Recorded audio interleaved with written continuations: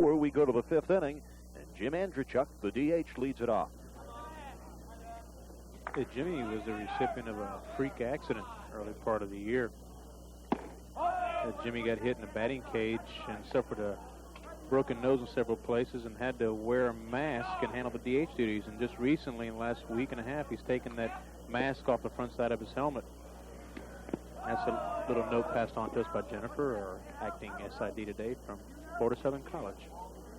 We've had lots of help up here, and we appreciate it. There's your story through 4 complete, 7 runs, 8 hits, and error for the Moccasins. They go big in the 1st and the 4th. The Tars with the 4-run first, been quieted since. And Mike Lynch trying to match Tom Drell here in the 5th, and he gets a called strike 1 on Andrzejczyk there. It's 2-1. You know, Mike doesn't really look like he's got the real good pop on his fastball tonight. You know, he's throwing strikes and moving the ball around, not really cutting it loose. Took something off that one. Andrzejczyk loops it in the left. Darryl Cart is there for the out. That'll bring up Gary Pippick, who has been trouble tonight. The right fielder drove in a run with a ground out to third back in the 1st inning, singled, stole the base, and scored in the 4th. Pippick, a guy that makes it happen for Florida Southern.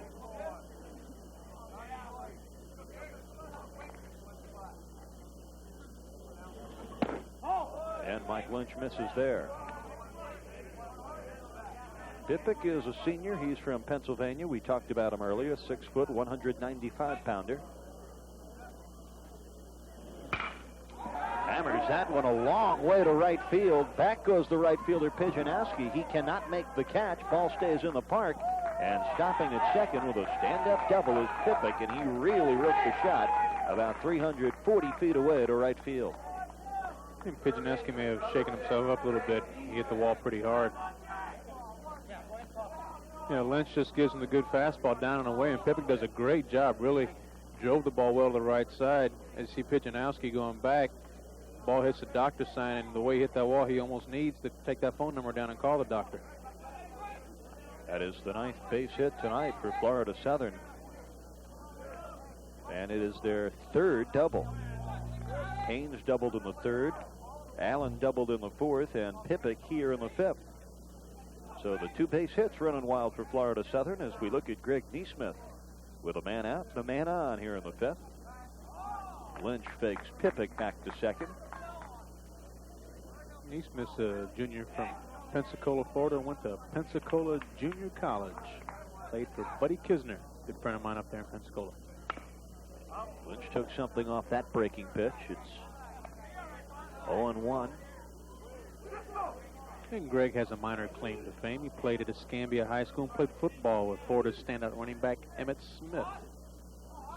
I wonder if he taught Emmitt everything he knows.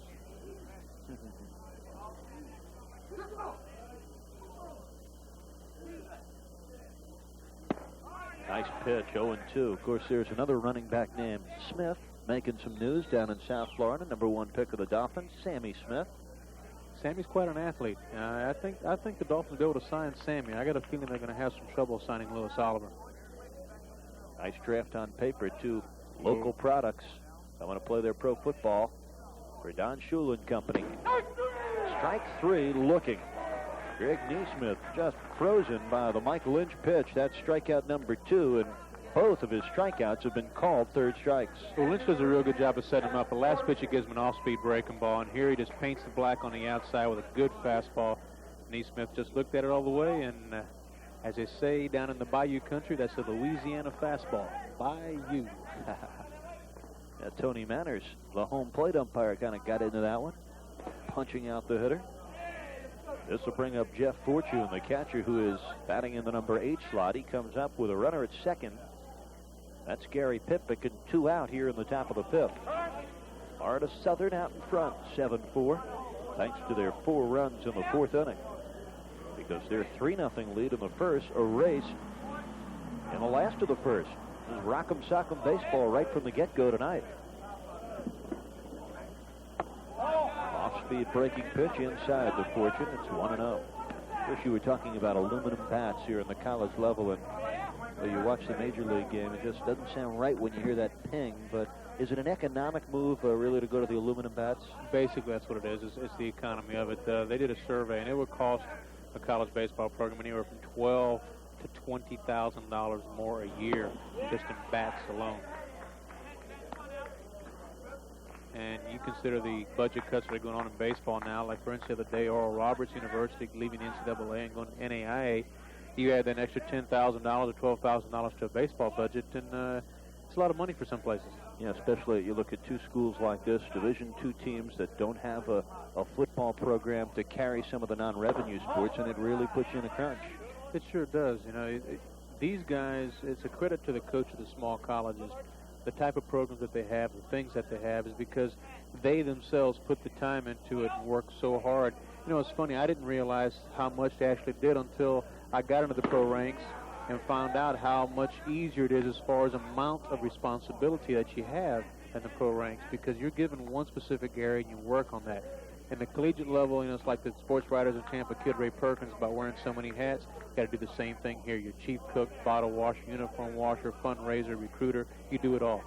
That's Ken Dominguez, now with the Yankees, formerly the head coach at Tampa. The 2-2 pitch, fouled back, and the first baseman, Doug Dvorak, over near that Florida Southern dugout, he makes the catch. So the Gary Pippick double here in the fifth goes for naught. No runs ahead, a runner left. We've played 4.5 innings, and our score remains the top-ranked team in the Division II country, Florida Southern, out in front of number 10 Rollins, 7-4. That's supposedly to jinx the pitcher, Eric. They supposed to do that before every inning. Some people have the rally caps, and Rollins has the Rollins Hex.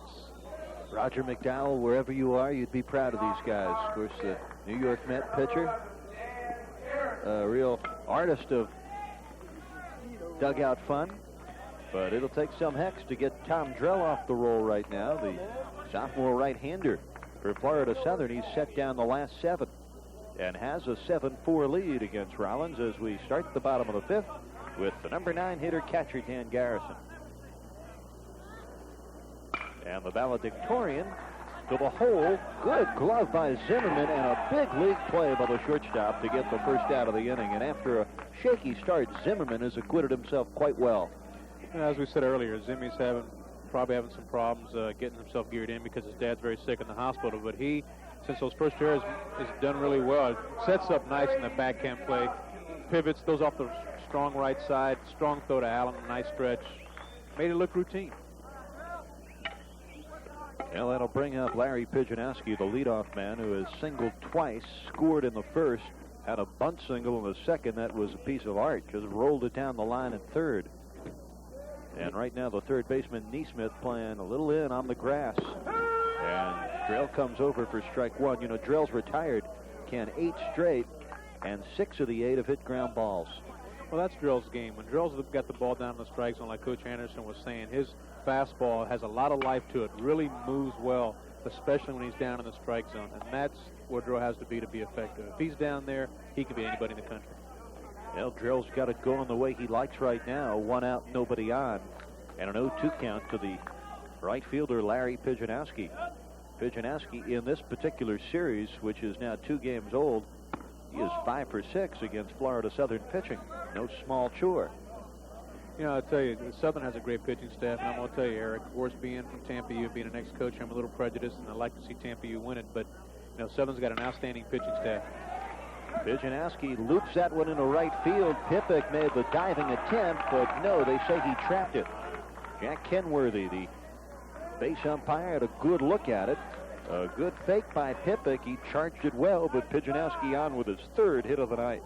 Must have been a good call because Coach Anderson's not coming out of the dugout. A low line drive, and yes, it hits the ground. Good call by Jack Kenworthy. You know, Jack is a former baseball coach himself. Jack used to be the head baseball coach of Brevard Community College before retiring from the coaching ranks and going into teaching and just doing some umpiring in his spare time for a little spare change, and it's just his way of giving something back to the game. Well, the freshman Capuccio looks outside at ball 1. It's spelled Carmine, but they tell us it is Carmen Capuccio, and the freshman has had a quiet night. He's 0 for 2. Has bounced out to second, hit into a double play. Started by the shortstop Zimmerman back in the 2nd inning. so he's due to get off the slide. And with his club down 3, this would be a good time for it. We're in the last of the 5th, 1 man out, 1 on for the Tars of Rollins. And that's Pijanowski who snuck the single in front of Gary Pippen. I'm Eric Reed, along with the former head coach at the University of Tampa, Ken Dominguez, now a minor league instructor with the Yankees. And Capuccio tags that one. The center fielder Kilpatrick had to retreat quickly, but he does make the grab. Couple down now in the 5th. You know, Pijanowski on first base is 22 out of 28 and still on bases. And perhaps here with 2 outs and ball at the plate, you may see Boyd start the runner and get him in scoring position. That way a single can score him and get him back in the ball game. It's still early, and they could still gamble a little bit. If it was the 8th or 9th, they might play for the beginning, but you never know. They may run him right here. Well, here's Harry Ball, the junior left fielder out of Chelmsford, Massachusetts. Was second team All-Sunshine State Conference a year ago. And he hit .337, had 27 runs batted in, and 5 home runs. Tonight, Ball is 0 for 1. Reached on an error and scored in the first. That one just out of the reach of Drell, but Rainer Manzo there couldn't make the play as Allen dropped it. So with 2 outs, all are safe, and it's first and second. You know, if an error is given there, they'll probably give the error to Allen. But I'm going to tell you, now we're going to look at it again. You watch Manzo. He just gets the ball and throws it without, I mean, Allen can't see the ball. He just catches it. He sees glove. Drell makes a nice stab at it. Now, the glove's right there. Never really pulls the glove back out of the way so Allen can see the ball. And he's 30 feet from him, and he almost threw it through the car wash.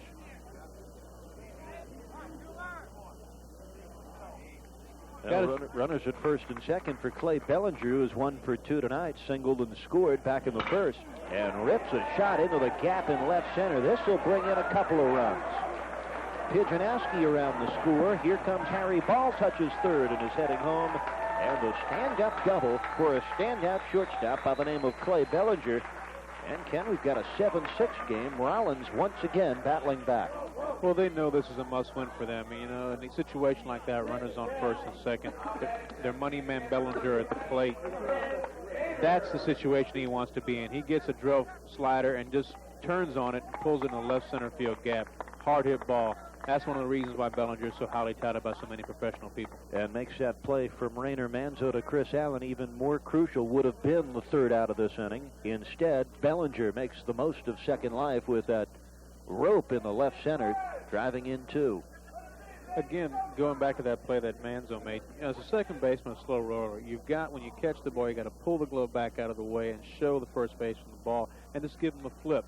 You know, Manzo caught the ball, really didn't get the glove out of the way, and then threw it extremely hard to Allen. It's pretty tough to ask any first baseman, no matter who he is, to react to the ball thrown that hard from about 25 feet away and didn't really get a chance to get a good look at it. You know, Chuck Anderson told us one of the strengths of his club all year, making the big plays in close games, and they have been strong up the middle. Just 45 errors committed in 41 games leading up to this one. But a mistake in the infield here in inning number 5 proving costly for them. Their lead down to a run at 7-6. And the tying run at second base with the DH Chris Mader stepping in. I'll tell you something, Eric. In baseball, very seldom when 2 teams play the game, does one actually beat the other. More often than not, the one that loses ends up beating themselves. And that's just what happened last night when these clubs met in Lakeland. A 1-0 win for Florida Southern on a bottom of the 9th error with 2 outs.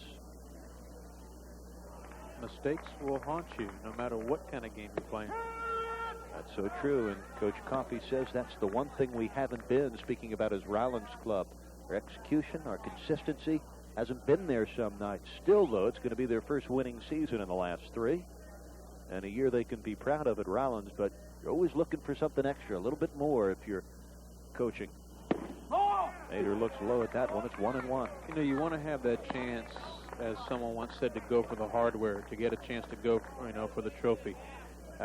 That's what these kids play for. You know, they're just not out here to play for fun. They've got that competitive nature. They want to get in that regional tournament. They want to win it.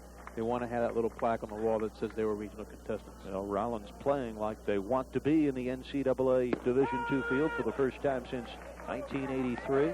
A 1-2 count to Mader. Tying run down at second base with 2 outs here in inning number 5. A 7-6 lead for Florida Southern. It's always love when a coach looks right into the eyes of one of his athletes says, give us more. You know, you may be doing a great job, but dig in a little deeper, and that's what both coaches are telling their all clubs tonight, no question. I tell you what, though, I'm sure that Coach Coffey's speech was a little bit more intense than Coach Anderson's because, again, Chuck knows that they're in the regionals. They're trying to gain first place more as a thing of pride than as a thing of necessity, because for them, the big thing is to get to the World Series. You know that Coach Coffey realizes if they lose this ball game, it throws a lot of doubt on their chances to get into the regional playoffs. Of course, a win tonight for Rollins would be impressive coming off last night's disappointing 1-0 setback. Show some mental toughness and some resiliency for them. Here comes the payoff pitch. And it's ball 4 up high, right around the eyes of the DH Chris Mader. And this sets up an interesting confrontation. That's just the second walk, by the way, given up by Tommy Trell. Puts runners at first and second. 2 runs already in, 2 outs in the 5th. And it's the first baseman, Doug Dvorak, hit a line drive home run, his 12th of the year, back in a 4-run first inning. He was struck out in the 4th, so it's one to a customer. We'll see what happens here in the rubber match between Drell and Dvorak. You know, for the first time tonight, I really seen Drell look like he's lost a little bit of his composure. Now, he realizes now that Dvorak has taken him deep. Drell has a little expression of a concern. This is the first time tonight I've seen him do that. I don't know if because Coach Anderson came out once and Drell's looking over his shoulder to the bullpen and it's so far away and dark you can't see who's down there, but there is some action down there. Maybe he doesn't want to come out of the game. The runner at second is Clay Bellinger. Bellinger got there with a big RBI double, a 2-run double. Mader down at first with a walk. And Tom Drell, who sports a 7-1 record here in his sophomore year, an 11-2 lifetime record, in some trouble with just a 1-run lead. Dvorak's roller down the 3rd. Neesmith makes the play, and Drell in Florida Southern and the threat. But in the 5th inning, 2 runs on 3 hits, a couple left. We've played 5 complete, and we got a dandy going here in this Division II matchup in the Sunshine Conference. Florida Southern leads the Tars of Rollins by just a run.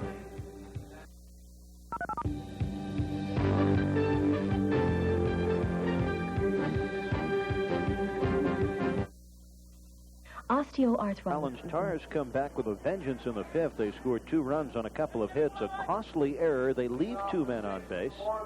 And we go to the top of the 6th now with top-ranked Florida Southern clinging to a 1-run lead at 7-6. And leading off for the Moccasins, the number 9 hitter, shortstop Tim Zimmerman. I'm Eric Reed. We're glad you're with us tonight. Pretty good Division II matchup, Ken. Outstanding matchup so far. Ken Dominguez joining me. He is the former coach at the University of Tampa, if you're just joining us. Now earning a New York Yankee paycheck as a minor league instructor. And it's great to wear the pinstripes. Well, they got off to a slow start this year, but Dallas Green has them turned around. And right now we're turning around to look at Zimmerman's shot to the corner and left. Zimmerman will cruise in the 2nd with a stand-up double. Well, he had an RBI single in the 4th. He has really turned it around after striking out in the 2nd inning. He's 2 for 3. And Zimmerman, the number 9 hitter, leads off the 6th with a ringing double to left. Yeah, Lynch here again with a high leg kick. Rearing back. Looks like it's a fastball. It's a fastball. It gets in on the inside half. It gets it up. Again, you know, Coach Mike Bokelak was something for the game. When Lynch is up in the zone, he has a tough time. And Lynch has to be down. And again, he doesn't have that good pop on his fastball tonight. Well, Lynch, the right-hander, came in at 7-7. Right now, his club trailing 7-6. He'd like to keep it that close, but he'll be challenged by Rainer Manzo, Tony Haynes, and Chris Allen. They are 1, 2, 3 in the order and due up here with Zimmerman on at 2nd and nobody out.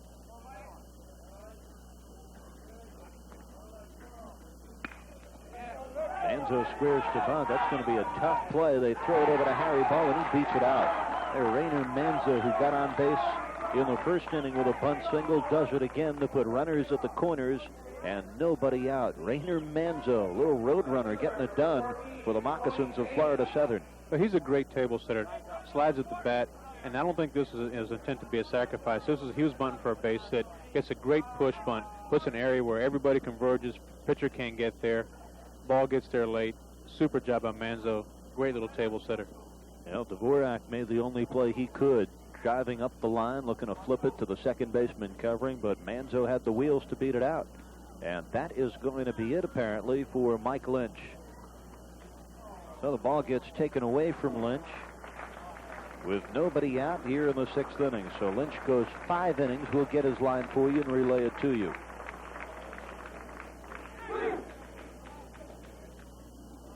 You got Rob Helmick coming into the game now, Eric.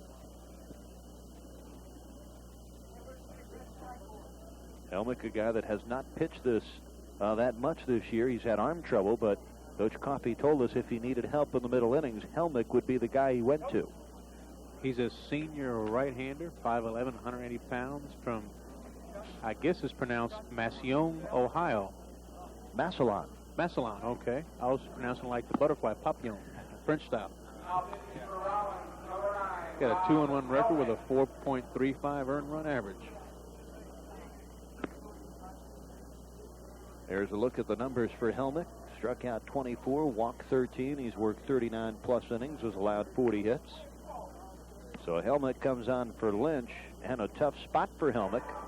A 7-6 lead for Florida Southern, but they're threatening with nobody out, runners at the corners here in the 6th inning, and it'll be Tony Haynes to take on Mr. Helmick. Now Lynch goes 5 innings, gives up 9 hits. I believe he struck out 2, did Lynch. And I don't think he did walk 1 batter. That's it, just the 1 walk, and that came back in the 1st inning. And that was to Chris Allen. He scored. And we can't close the book on the runs yet because the 2 runners on are his. Yeah, well, we have the opportunity with Helmick warming up. You're a minor league instructor for the Yankees. Do you get a shot and an opportunity to follow how the big club is doing? And I know folks are probably curious about your thoughts on the New York Yankees. Tell you, I think that Dallas Green is doing a tremendous job considering all the injuries going in and the pitching staff, not being as strong as perhaps they would like it to be. They're the kind of club that have to scratch and fight. And I think one thing Dallas is really trying to establish this year is good chemistry in the ball club. And so far up to this point, it seems like they've got it. Whether or not they'll be there at the end of the season remains to be seen.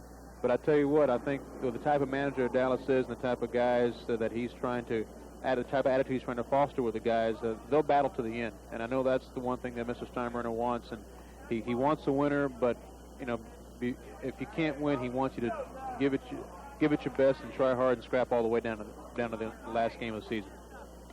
Interesting trade made earlier this week. The prospect Al Leiter for the power hitter Jesse Barfield, Yankee turned Blue Jay. I think it's a great trade for the Yankees, and it could turn out to be a very good trade for the Blue Jays, but right now it's what we need. We need a power hitter to protect Mattingly and Phelps a little bit, and I think it's going to help us tremendously. All right, back to the action with Tony Haynes stepping in. Runners at first and third. The runner at third there is Zimmerman. The runner at first is Rainer Manzo, who beat out the beautiful bunt down the line. And we'll see how the right-hander Helmick fares here with nobody out in the 6th. A 1-run lead for Southern, about to get 1 run bigger perhaps. A line drive to center. Here comes Zimmerman. The throw in from Capuccio, not in time. And a sacrifice fly. RBI for Tony Haynes. An 8-6 lead for Florida Southern. That was a nice job by Tony. That's the thing you teach your kids when you got runners in scoring position. You teach.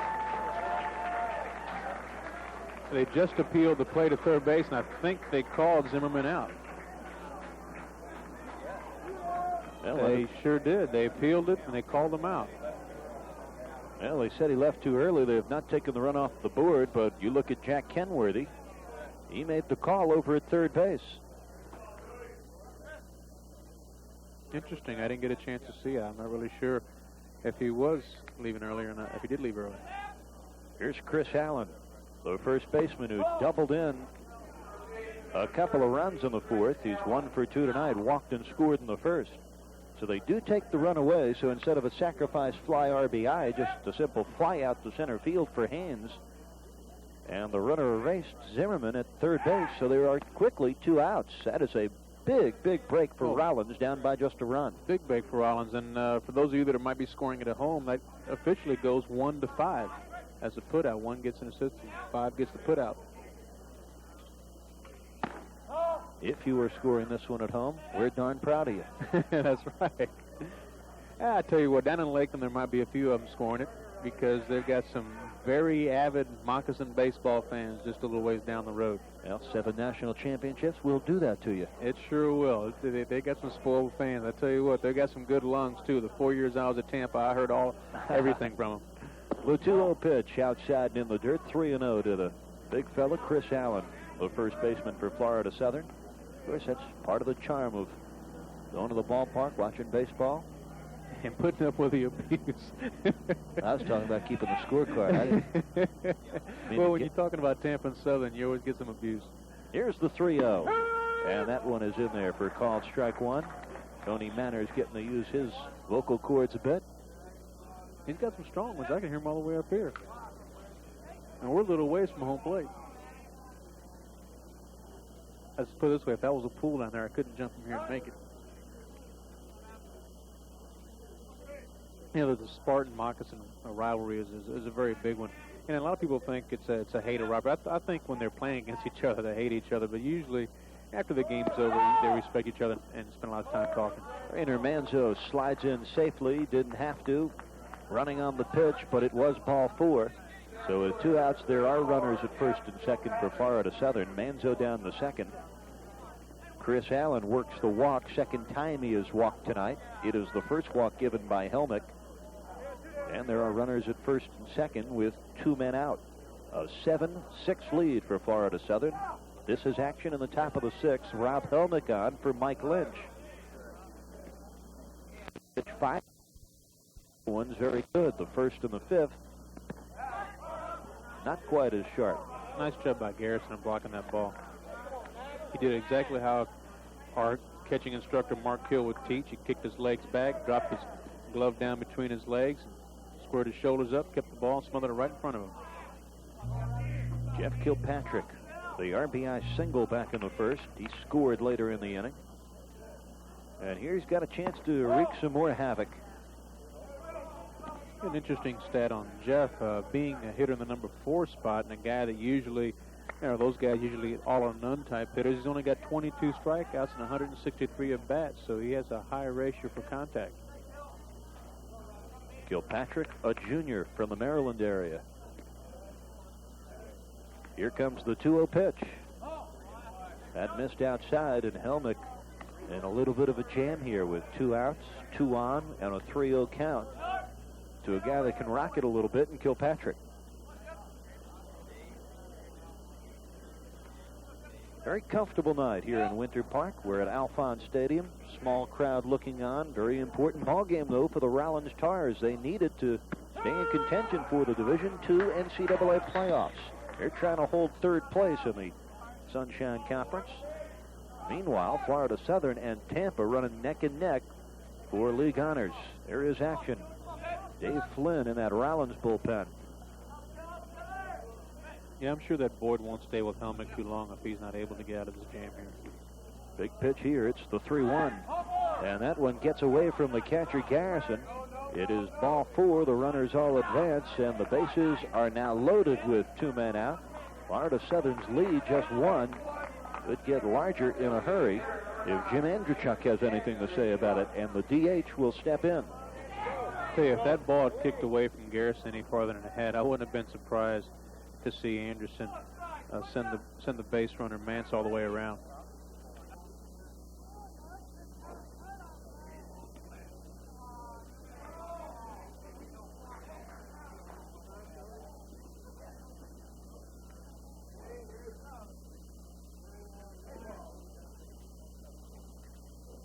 Now, Rob Helmick, who has walked 2 of the 3 men he has faced here in relief of Mike Lynch, may not get to face a 4th Florida Southern hitter. The bases are loaded, 2 out here in the 6th, and a 7-6 lead for Florida Southern, and that will be all for Helmick. Looks like we'll see David Flynn now. Yeah, Coach Ragland made the motion to the bullpen, and as Dave comes trotting onto the field. Dave's a senior right-hander. He's 6'2", 185 pounds. He's from Hanover, Massachusetts. It's part of the country where Brad's from. I know he likes those Massachusetts boys.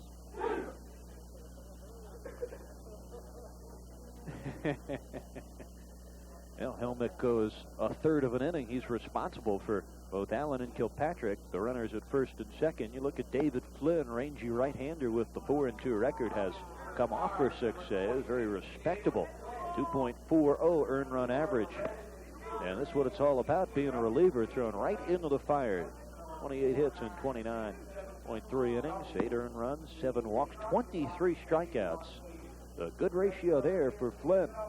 That's what you look for, Eric. You look for a guy that has at least a 2-to-1 strikeout to walk ratio, strike out several walks, and he's a little higher than that, so his is almost 3-to-1. That means he's got good control and he's around the plate a lot, and that's what you want a middleman like Flynn is to be. You know, you want a guy that's going to be around the plate, going to field his position well, going to throw a lot of strikes. Because the thing you don't want here out of a middle reliever is a guy that's going to put more base runners on base. You want a guy that's going to come in there, be around the plate, keep the defense on their toes, be a type of pitcher that's going to get you the ground ball, you know, the sinker ball, the breaking ball, or, you know, a guy that has got the good explosive fastball, but can do it down in the zone so you can get the ground ball and get the double play. You know, now if you're talking about a stopper, you're looking for a guy that's got a strikeout pitch. It could be a fastball, it could be a hard slider, it could be a curveball. You know, the guy you use in the last innings of the game is the guy that you want to come in and get the strikeout now and put the game away right now. Middle reliever, a guy that's going to have a lot of control and get the ground balls for you. That's Ken Dominguez, minor league instructor for the New York Yankees and the former head coach at Tampa. I'm Eric Reed. Here is your line score here at Alphonse Stadium in Winter Park. 7 runs, 11 hits, couple of errors for the number 1 ranked Florida Southern Moccasins, the Tars, with 6 runs, 6 hits, and 2 errors, and a close game that's on the verge of being broken wide open. 7-6, Florida Southern, bases full, 2 outs for Jim Andrechuk, the junior from Saskatchewan, Canada. And he swings and misses. A very healthy swing on the David Flynn delivery. Check it 1-0. That one nearly got him. Looked like he spun around. That's what I thought. He is 1 for 3 on the night. The RBI single back in the first. Sidearm gets him that time, 1-1. Well, this is a real confrontation with the bases loaded and 2 outs. Hey, Flynn's got the good fastball and a nice arm action. Goes in 3/4 spot. I'd hate to be a right-handed hitter facing his stuff, well, I tell you. That one hit sharply to Harry Paul, puts a lot of leather on it, and fires over, and the threat goes kaput. So David Flynn comes in and turns the nozzle on, extinguishing the Florida Southern flame there. We have played 5.5 innings. It's still just a 1-run lead for Florida Southern. Don't go away. We'll be back with more quality college baseball right after this on Sports Channel. The 6th inning here at Alphonse Stadium in Winter Park, Florida. Rollins trying to challenge here. They trail it by 1, 7-6. And they will lead off the bottom half of the 6th with the third baseman, Joe Bellini. He is the number 7 hitter, be followed by Darrell Card and Danny Garrison. And Tom Drell still throwing strikes. You know, Joe's a 4-year letterman, a senior from Lansdowne, Pennsylvania. He's got a career .334 batting average. Excuse me, that was a slugging percentage.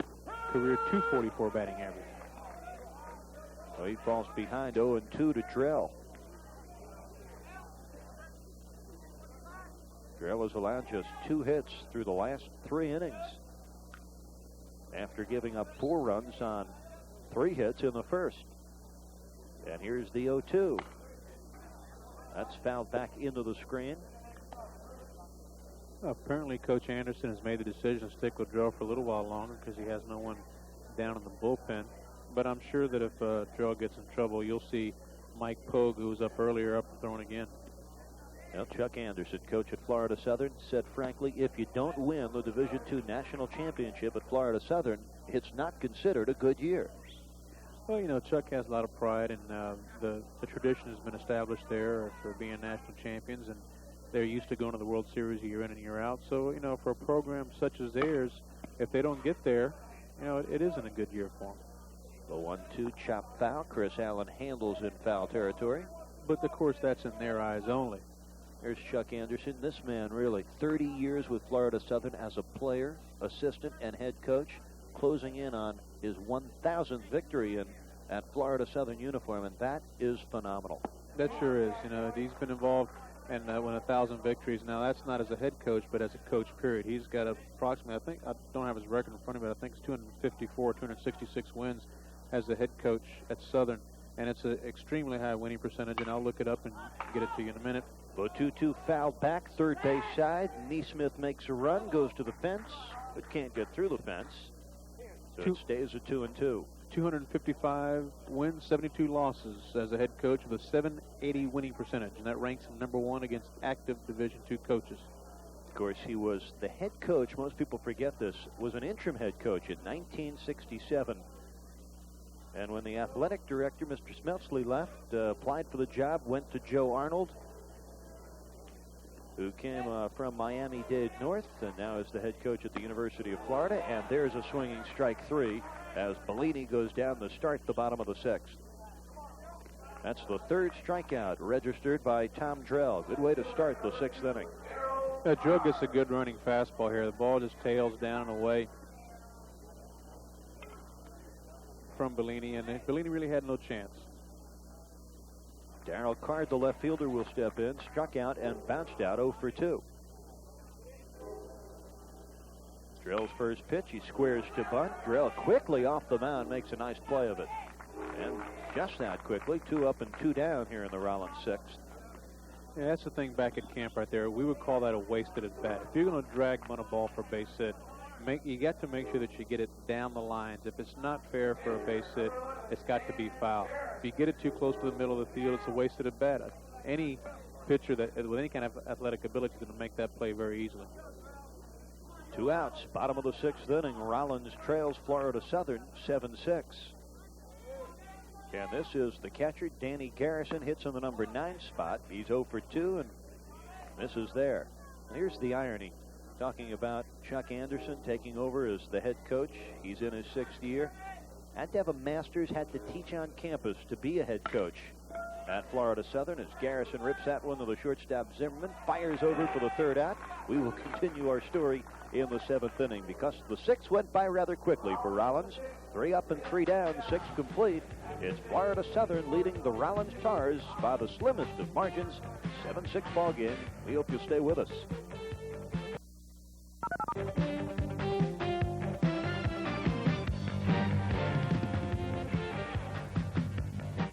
Later tonight at 7 p.m., it's live Gator baseball as the University of Florida Gators take on the Mad Hatters of Stetson University, live from Perry Field on the campus of the University of Florida in Gainesville. And then immediately following that college baseball telecast, we'll go to the Saddle Dome in Calgary. Game 2 of that Campbell Conference final series. The Blackhawks and the Flames battle, trying to get one step closer to Lord Stanley's Cup. All of that coming up tonight here on Sports Channel.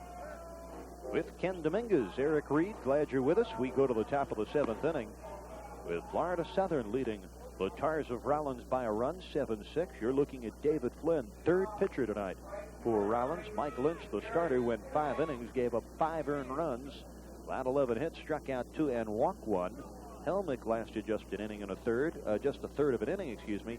Flynn came in with the bases loaded, got Andrew Chuck to bounce out. So good job done in relief. We'll see how he fares here in the 7th. He starts off with Gary Pippick, the right fielder. Tell you, Flynn's got a nice live arm, and against right-handed hitters, he's going to be nasty. Drops down the 3/4 slot with good heat. And you may see some right-handed hitters bailing on the front side, trying to step in that 3rd base dugout. Again, Pippick's had a productive night. An RBI ground out in the 1st, singled, stole the base, and scored in the 4th, doubled in the 5th. Now, getting back to the story on Chuck Anderson, had to get his master's degree and teach on campus, was in the public school system as a phys ed teacher in his days as an assistant. So guess where he went to get his master's? Rollins College. And now he's the head coach at Florida Southern and trying to beat his co-alma mater because he went undergrad at Florida Southern. I'll tell you, Rollins has a fine academic reputation, and it's no slight to Florida Southern that he came to Rollins to get his master's. The 2-1 pitch in the dirt, ball 3. We have talked about the outstanding baseball both at the high school and collegiate ranks here in the state of Florida. Charlie Green, the head coach at Miami-Dade South, will be the head coach of the USA national team this year, and he'll have some impressive assistants. One of them sitting in that Florida Southern dugout, Chuck Anderson, and he'll team up with a former colleague of mine, Andy Baylock, the head coach at Connecticut. We teamed up to broadcast last year's Big East baseball tournament. There's a swing and a miss on the payoff pitch. So Gary Pippick goes down swinging, and David Flynn looking good. He retired the two men he's faced. Well, Flynn just kind of drops down about 3/4 and gets a good, hard running, just like a slider. It gets on the side of it, it breaks late away from Pippick, and Pippick just fans at it, and Garrison tags him and got the first out. And the third baseman, Neesmith, with a little tap back. Flynn got a wind up, does not get it there in time. It is dropped by Dvorak. We'll see how they rule that one, but the runner, Neesmith, showing good hustle, didn't give up on that, even though he tapped it back to the pitcher, and he makes it down the first base safely. Well, Flynn kind of gets a slow break off the mound and catches the ball, takes really too much time to throw the ball. He needed to set his feet a little quicker and short arm, and just took too long a step, reached back too far, and that's one thing you teach your pitchers. Get your feet set in a hurry, short snap throw to first base. And here's Jeff Fortune. It's the first pitch in the right center. That'll drop in front of Pijanowski, and the runners hold after going one base. So it's first and second, one out. Neesmith stops at second. Fortune with his first base hit of the night. Fortune did a real nice job. Took a ball that was down and away from the strike zone, just drove it in right field. That's one thing you see a lot more college coaches teaching now, because the lost art of pitching inside by pitchers nowadays. So many more pitchers try to stay on the outside half of the plate on hitters, and a lot of college coaches spend a lot of time working on teaching the college hitter how to drive the ball the other way. 1 out, 2 on for Tim Zimmerman, and he takes strike one. As far as I'm concerned, Zimmerman in the running for player of the game honors tonight. Solid play at short, 2 for 3 tonight with an RBI single, a well-hit double, and in position to do more for his Florida Southern Moccasins in a one-run game. Dvorak cannot handle the hard shot down the first. All hands are safe. The bases are loaded. That was a hard hit ball by Zimmy. It's a tough play for Dvorak to make, moving to his right. Probably the only chance he had was to backhand it. He gets a good fastball, drives it the other way. You see Dvorak tries to catch the ball, his hands turned in. Actually, probably should have tried to backhand that ball. Probably would have had a better chance of knocking it down. It's going to be a tough one for the scorekeeper. I don't know. I'm going to let him make that decision. They've ruled it an error. It's the second error this inning. Remember, the pitcher Flynn was charged with an error on the Neesmith ball. Dvorak charged with an error there.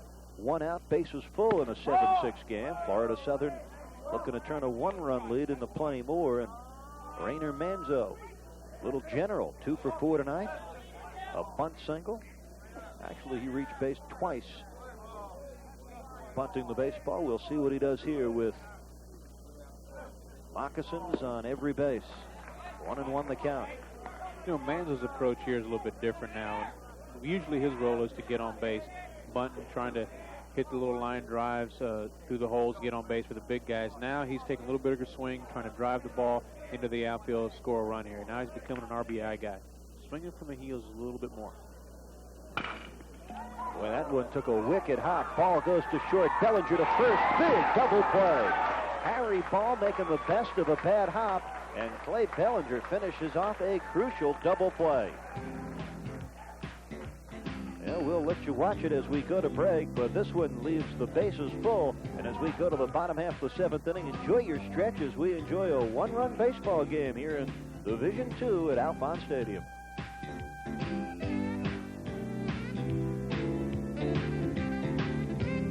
Coach Coffey was talking earlier tonight about making big plays late in games to enable you to win. Here's one turned in by Harry Ball and Clay Bellinger with the bases full. Well, Ball does a great job just stabbing at the ball and flips it and makes a nice flip to Bellinger. And, of course, you get the ball in Bellinger's hands, you can count it as a double play because he's got such a strong arm and quick hands. And if it's a good throw, unless the guy has a speed burner to first base, rack him up too. You know, Florida Southern could be thinking about the what-ifs. They've left 10 men on base, 6 in the last 2 innings. And they have not capitalized on 4 Rollins errors, and that could come back to haunt the Moccasins.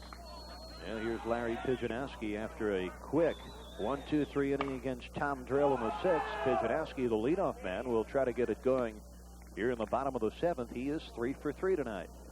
Now, think right here what the Rollins hitters need to do is try to be a little bit more patient with Drell, maybe even take a strike. He's thrown a lot of pitches up to this point. He's starting to get up in the strike zone a little bit. Don't be too anxious. You know, right now what they need is base runners. The 0-1 hit right back to Drill, who had to reach back, and he makes the play. And right now, Tom Drill doing a little bit of everything. That was a great play by Drill. Pitching out, so he just gets a pitch that's down in the strike zone. In fact, it might be almost a ball. No, yeah, this might be a little bit out of the strike zone. Drill makes a super play, throws him out, no contest. That brings up Carmen Capuccio, the freshman center fielder, 0 for 3 tonight, and rips a base hit in the center. And on a couple of bounces by Kilpatrick, but a one-out single here in the bottom of the 7th by Capuccio. You know, now Harry coming up to the plate. What they need to do here, what he wants to do here is make sure he stays out of the double play. And got Bellinger on deck. Give Bellinger a chance to come up with somebody in scoring position and drive somebody in. You know, he's a money man, Bellinger is, and you want to give him all the opportunities he can to cash that money at the bank.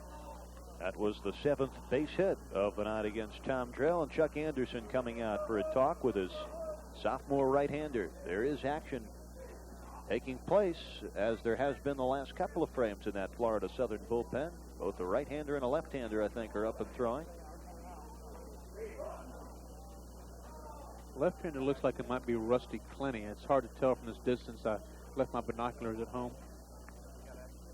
And Mike Pogue may be the right-hander. I'm not sure. He's behind the light pole, but it looks, when he comes out from behind, he's a tall, lanky kid. Might be Mike.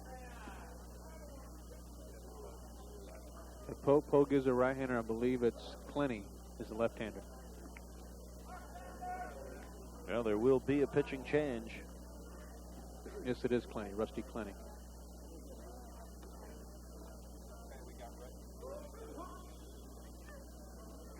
Yeah, they're going to bring in Rusty Clenny, Eric. He's a left-handed thrower. He's 6'3", 175-pound junior from Colquitt, Georgia.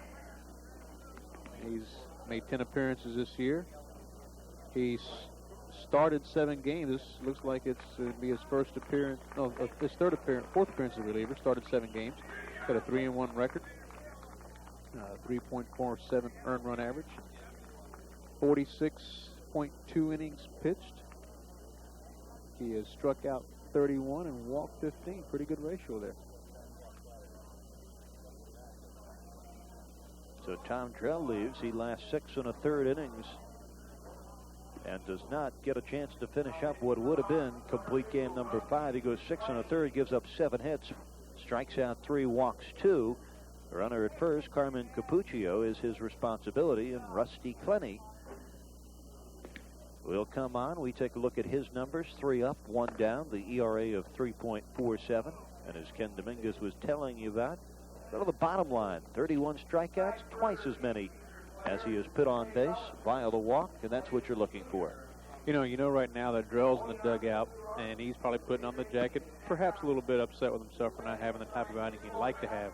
But you know, one thing's for sure, he's rooting for Rusty to get Rollins out so Drell can get win number 8 in that record side. And he has a chance to win it or get no decision. He can't lose it. Only 1 runner on. Now, Drell, with a win, would go to 8-1 this year and 12-2. Lifetime as a Florida Southern Moccasin. He's just a sophomore. But it's Clenny's game now. We'll see what he does. A 7-6 lead for Florida Southern over Rollins, and this one has really held the form when you consider that the Moccasins, in their 2 victories over the Tars this year, been by a total of 3 runs, 7-5, and then the 1-0 game on Tuesday night. I think that's just a fine example, Eric, of the parity in the conference. You know, this year, top to bottom, you know, every team is strong in their own rights. I think Southern probably has the most depth in the pitching staff and perhaps on the bench of any team in the conference. That's a credit to their fine program that Hal Smeltz has put together, and along with Chuck Anderson, the baseball coach. But a lot of parity in this conference. This year, any team in the conference can be any other team on any given day. And I know that sounds like an old cliche, but for the first time in a long time, it's definitely a fact in the Sunshine State Conference. Yeah, Harry Paul looks like he could play in a close field film, and he rips that one high and deep to right. Pippick back to the fence, watches it sail into the trees. Harry Paul hits a long one. And the only Division II player to start in the Cape Cod League this summer belts a 2-run homer and puts Rollins back in the lead at 8-7. Well, you know, we're talking about putting guys in scoring position, but he took care of Bellinger's job. He drove them both in, got a fastball, and he took it deep. Lance just gives him just a curveball. It just hangs there. Little breaking ball just hung up there, and Ball got all of it. Hit it back there into that car lot. Well, you talk about redemption. How sweet it is for Harry Ball. Was 0 for 4 on Tuesday night. Committed the error in the ninth that allowed Florida Southern to win it 1-0. But here, just a night later, bottom of the seventh, a monstrous home run to right field into the trees. And it's the Tars 8 and the Moccasins 7. And Clay Bellinger trying to match him, got under it. He lifts it to center field. A little bit of a run for Kilpatrick, but he makes the catch for the second out of the inning. So Carmen Capucho scores on the Harry Ball home run. And lightning strikes here at Alphonse Stadium for this Rollins club. Well, you know, it's an old saying, Eric, what goes around comes around, and Harry's glad that it came back around for him today. Now, so much for Tom Drell sitting in the dugout while he wins his 8th. Well, if this is the big leagues right now, Tom would just be walking back towards the clubhouse ready to ice the arm down and take a shower, because he doesn't need to cheer anymore. He's out of it. Chris Mader, the designated hitter, as you saw, 0 for 2 with a walk tonight.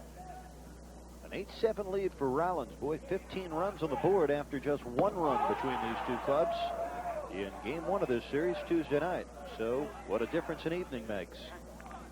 It's really funny talking about pitchers. And the starting pitcher comes out of the game. He knows he's got a chance to get a win. He stays in the dugout, doesn't go back to the clubhouse till the game's over. But if he knows he's got no chance for a win or he's behind when they pull him out, straight to the showers. He'll be a cheerleader as long as he's got a chance. I guess that's human nature. The facts of life. That's true. 2-0 count. Rusty Clenny working here in the bottom of the 7th to Chris Mader. Inning started easy enough for Tom Drell. Got Pijanowski to bounce right back to him. And Carmen Capuccio singled. Chuck Anderson decided he had gone long enough with Drell. And Harry Ball long balls Rusty Clenny to right. A 2-run homer giving Rollins an 8-7 lead. Mader walks 4 straight pitches. Actually, that was the 3-1. But Mader gets the base on ball. And that'll bring up Doug Dvorak, who homered in his first at-bat, but has been quiet since. You know, Dvorak's up, the right guy in the right situation right here. You got 2 outs. You got Mader first, who doesn't run real well. But you got Dvorak, who's a power hitter, and I know that Boyd's hoping that Clenny hangs another curveball here. And Chuck Anderson going to make another change. That's one luxury that Chuck has. He has quite a bit of pitching depth.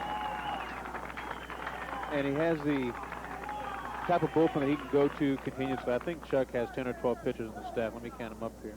Now, Chuck told us earlier in the week that when it comes this close to playoff time, he just takes his pitching rotation, rolls it up in a ball, and throws it away somewhere because he just does what he has to do. And says he likes to pitch guys, have them be ready to go 2 consecutive games, and give them a couple of days off to get them ready for postseason play where you may need a guy on back-to-back days. Well, I tell you, I chuck a little bit because I know Chuck, and Chuck is a master psychologist. And, you know, he probably doesn't really have a set rotation. I'm not saying that he would say he doesn't when he does, but he has a pretty good idea going in that first game of the regionals, you know, who's going to be on that mound. Chuck likes to play the head games, and he's very good at it, and that's part of one of the things that makes him a great coach. And now you got Mike Pogue on the mound. He's another transfer from Central Florida Community College. And Pogue is a 6'4", 215-pound junior, and he's from Williston, Florida. He's a hard-throwing right-hander. Got a good fastball. Some pretty impressive numbers for Pogue. 6-0, couple of saves, earned run average under 2. The rest of the story, nearly as impressive. 39 strikeouts, just 19 walks in 45 1/3 innings. He's given up 38 hits and just 10 earned runs. Well, Florida Southern all but in the NCAA Division II field of 24 teams. It's interesting. The chairman of the South Regional Selection Committee is Rollins coach Boyd Coffey. He was explaining to me there are 8 regions in NCAA Division II, of which 24 teams are selected. We were talking about the strength in the Sunshine Conference. For the first time maybe ever, 3 clubs can go, and it seems apparent that Tampa and Florida Southern will, and now it's between Rollins, Eckerd, and the dark horse is FIT. But if Rollins could hold on and win this game, really be a big step ahead for them. Yes, it would. You know, and the 3 teams in the South region is something that we worked on very hard as a group of coaches when I was at Tampa U, because before we only had 2 teams from the South that were able to get in.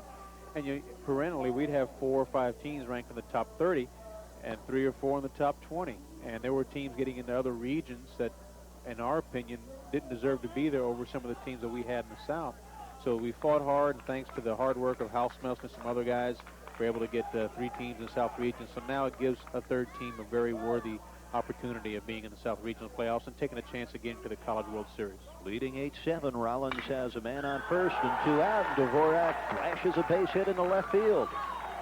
Stopping at second base will be Chris Mader. He reached with a walk, and Dvorak singles for his second base hit of the night. And it's runners at first and second with 2 out, and a 1-run lead for Rollins for Joe Bellini, the 3rd baseman, who is 0 for 2 tonight with a walk and 0 for 5 in this series. You know, in a situation like that, Eric, you really don't like to see the pitcher throw a fastball down the middle of the plate. You know, we preach to our pitchers to get ahead of the hitters, but you're coming into the bullpen, if you're going to throw a fastball, get it in a good spot, preferably in on his hands, if not, start him off with a breaking ball, because you know this guy's in a situation that he really wants to swing the bat and drive somebody in. Well, Mike Pogue falls behind here 1-0 to Joe Bellini. Bellini bounced back to the box in the 4th, struck out in the 6th, walked in the 1st. And he's in a big spot with 2 outs and 2 on. His Rollins club leading the top-ranked team in the country in Division II by a run, 8-7.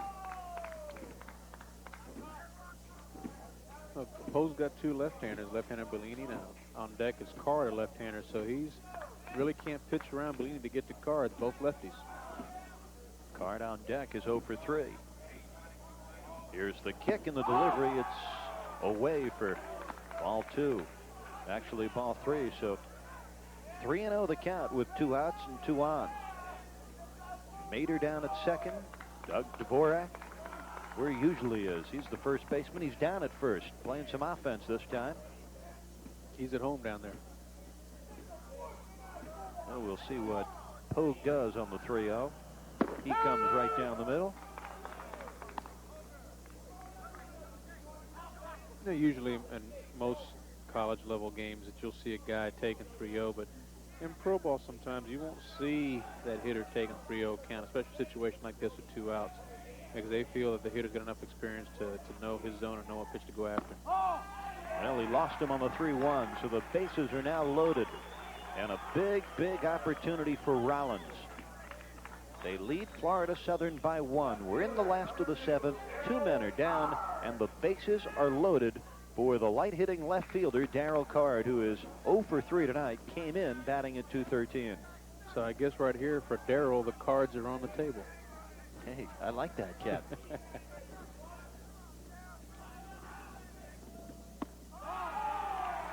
You know, a guy that's 0 for 3 lots of times in his 4th count's a dangerous hitter because, you know, the law of averages says if he's gone 0 for so far, chances are he's going to make contact, put something in play, maybe get a base hit right here. The Card went 1 for 3 in the first game of this series Tuesday night. Looking for a big base hit here. That evens the count at 1-1. As we told you from the top, very meaningful game for Rollins in terms of holding on the 3rd place in the Sunshine Conference and qualifying for their first NCAA Division II playoff in 1983. 2-1. And Darryl's one of my favorite players because a guy like him makes me feel tall. He's 5'7", 155 pounds. One of the few guys in life I can look down to. Little man trying to come up with something big here with the bases full. Thought it was inside, wasn't. 2-2 the count. Pogue doesn't get out of this jam. Mock's got number 15, Joe Logan, loosening up down in the bullpen right now. You know, Chuck doesn't want to take any chances. He wants that trophy. And I don't blame him. If I was in his shoes, I'd want it too. 2-2, 2 men out, bases full. And this one bounced down to the second baseman. Manzo, he goes to Zimmerman for the easy play at second. Well, like Florida Southern has done the last 2 innings, Rollins here in the last of the 7th leaves the bases loaded, but not before they put 2 runs on the board. And through 7 complete, it's the Tars back out in front now. They lead it for the first time since the first inning. It's an 8-7 ball game.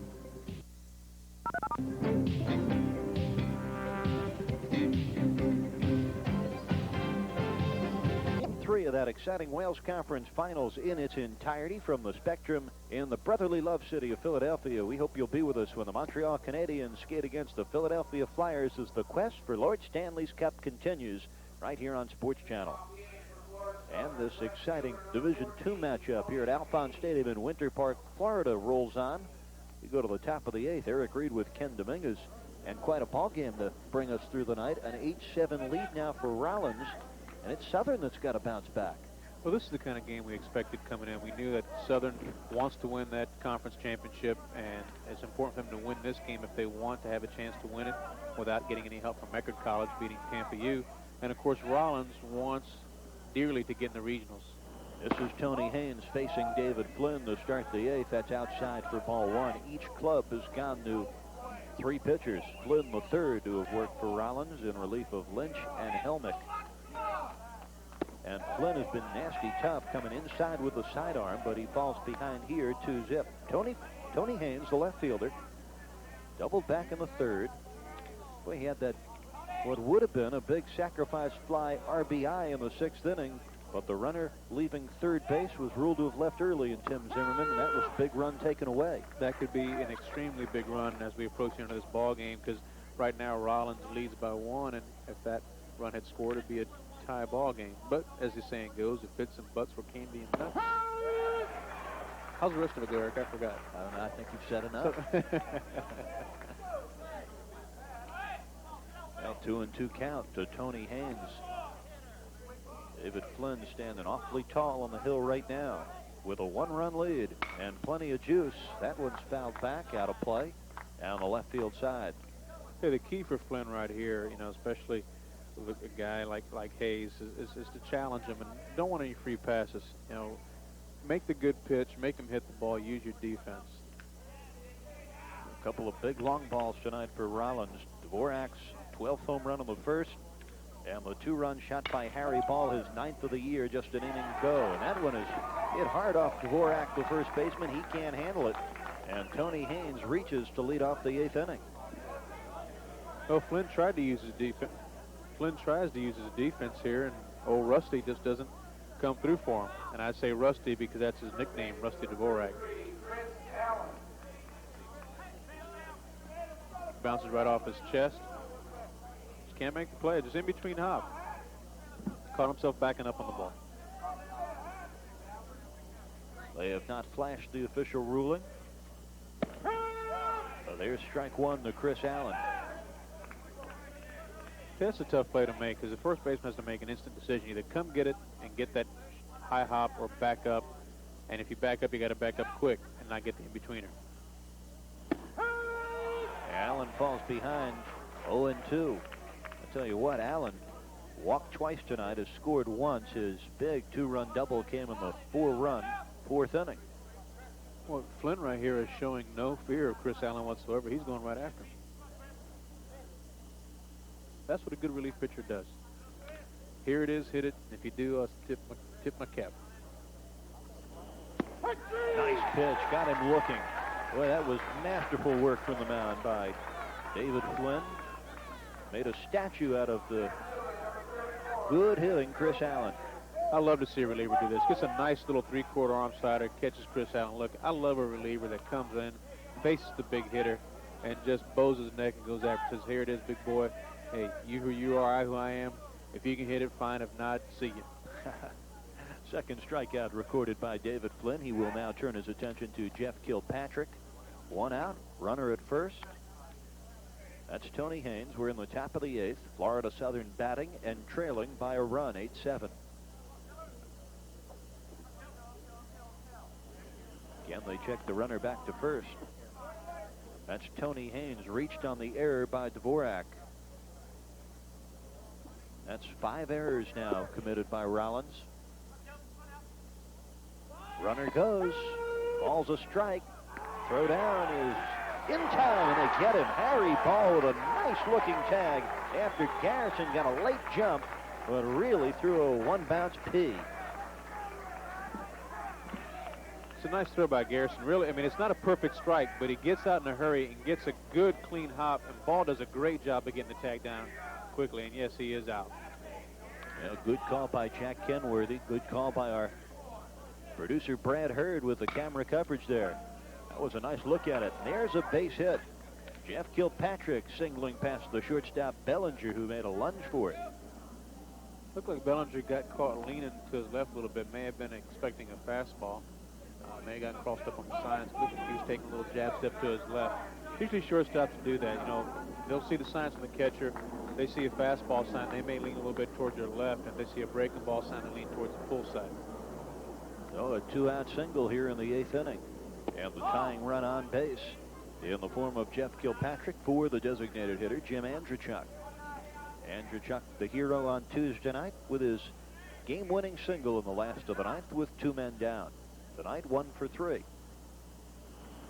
I'll tell you that close-up shot of his face. His nose looks pretty good after being broken a couple places and having repaired. He's the one that got hurt in the cage on the freak accident. That's painful. Get your nose broken, have it reset. Well, you've got to have a big heart to step back in. That's over. It's 2 balls and a strike. Speaking of stepping back in, how about Tony Fernandez coming back after 21 days in the DL? It could have been easily a career-ending injury, and comes right back and is out there for the Blue Jays and doing the job. Quite a story. The 2-1 pitch ripped right to Harry Ball, and he gloves it in self-defense and in defense of this 1-run lead for Rollins. So a little bit of a scare for the Tars in the visitors' 8th inning, but no runs, a hit. Actually, no runs, 1 hit, 1 error, 1 left. We've played 7.5 innings. We go to the bottom of the 8th inning with the Tars still clinging to a 1-run advantage.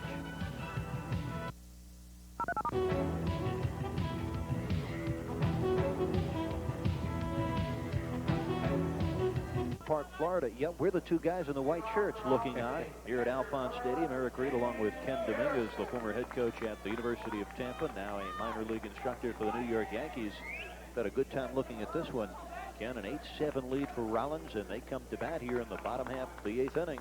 Mike Pogue will start up against Danny Garrison, the catcher and the number 9 hitter. It's been an exciting ball game for this point, Eric. I mean, there's been a few botched plays, but overall it's been exciting. That one's a strike. Garrison came around a little too far. You know, you were talking about Tony Fernandez of the Blue Jays coming back from the bad beating he took earlier in the year. It'd be one of the scariest things in sports when fans look on and see a guy take one to the face or head. I know the folks in Boston still cringe at the thought of Tony Conigliaro and the terrible injury he suffered. It's amazing it doesn't happen more. Well, you know, I think nowadays that pitchers respect or scared of hitters a little bit more, but yeah, I think you're seeing a change in the game as far as when pitchers do come inside. You don't see them come around the head as often as they used to. Usually, though, you know, if a guy gets hit now, you see more guys getting hit in the back and the ribs as opposed to in the head. Now, I'm glad to see that. And I mean, I realize the pitcher has to pitch inside, but there's a lot of places you can pitch inside without throwing the guy's head. The 1-2 pitch by Pogue. That is chopped down to the third baseman. Neesmith makes a nice play arranging over toward the shortstop, and he throws him out. But, you know, getting back to Tony Fernandez, I don't believe that Tony was hit on purpose. I think that was purely an accident. And even the pitcher said so, and Tony said so himself. Taking a look at it again, as a Garrison gets looks like a slide in the middle of the plate, rolls it over. Nice play by the third baseman, Neesmith. Does a real good job of setting his feet and letting it go across the infield. It's just hard to keep seeing Chris Allen playing first base. I'm so used to seeing him on the left side of the diamond for 3 years. It's hard to see him over. You're used to him playing first base, but he's doing a good job.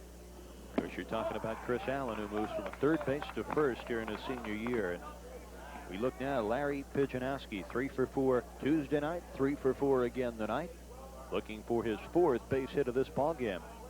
Well, if you're a Rollins fan, you're sure hoping Pidgey can get on base, steal a bag for you, maybe get you that insurance run. Well, that bender just missed. 2 balls, no strikes to Pijanowski. And, of course, if you're a Southern fan, you hope that Poe can get them out, keep it to a one-run game, so you got an easier chance to tie it up. If you're looking ahead to the top of the ninth, it'll be Pippick, Neesmith, and Fortune due up. And that's a rope. Pijanowski does have his 4th single of the ball game and his 7th hit in the last 2 nights against a very fine group of pitchers from Florida Southern. So Pijanowski putting on a clinic with his particular piece of aluminum. You know, that happens. Some hitters sometimes, they'll get against certain teams and they just own them. Other teams, they just can't sniff a base hit. And against other ball clubs, no matter where the pitch is at or what you throw them, they just seem to find a spot. And they're on base all the time, every time you turn around. Here comes the freshman, Capuccio, up in a big spot, singled in his last at-bat, and he is 1 for 4. 1 out, 1 on, an 8-7 lead for Rollins.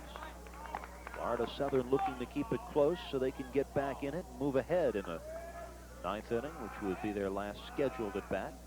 Of course, I know our producer and director, Brad Hurd, probably hoping for extra innings.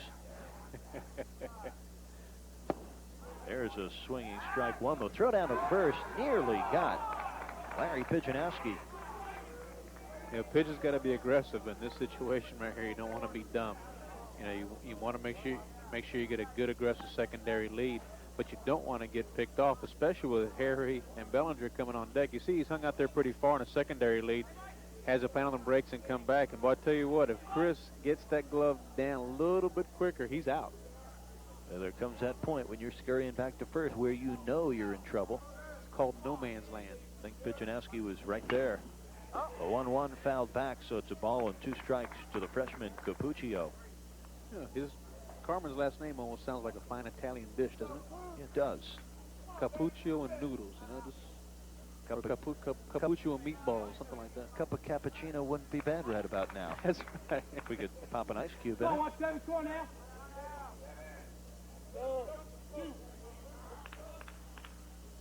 Last half of the 8th, the runner on, 1 out. They pitch out. This goes over the head of the catcher, Fortune. Unfortunate for Florida Southern. That puts a run in scoring position here with Pijanowski going down the second base on a wild pitch on the pitch out. You don't see that often. Yeah, it's something you really got to work on. He just lets it go. He changed his arm action on the pitch out as opposed to just trying to throw a high strike off the plate. Just changed his arm action, dropped down, tried to aim the ball, and that's why the ball got away from Pogue. Now, this really has been a game of mistakes, but mistakes don't cost you unless the other team makes it cost you. And, that's what Rollins is trying to do right now, leading by a run, and just 1 out here in the bottom of the 8th. Well, I tell you, Eric, up to this point, Rollins has done a better job of capitalizing on Southern's mistakes as opposed to Southern capitalizing on Rollins' mistakes. Southern left the base loaded 2 successive innings earlier in the ballgame. That's right, and that is not according to the chart. I mean, the chart says that Florida Southern's going to prosper on Rollins' mistakes. That's how they won 1-0 last night. That's why they are heading for their 15th consecutive appearance in the NCAA tournament. But tonight, Rollins hoping it is their night. Here's the payoff pitch. Check swing, he got him.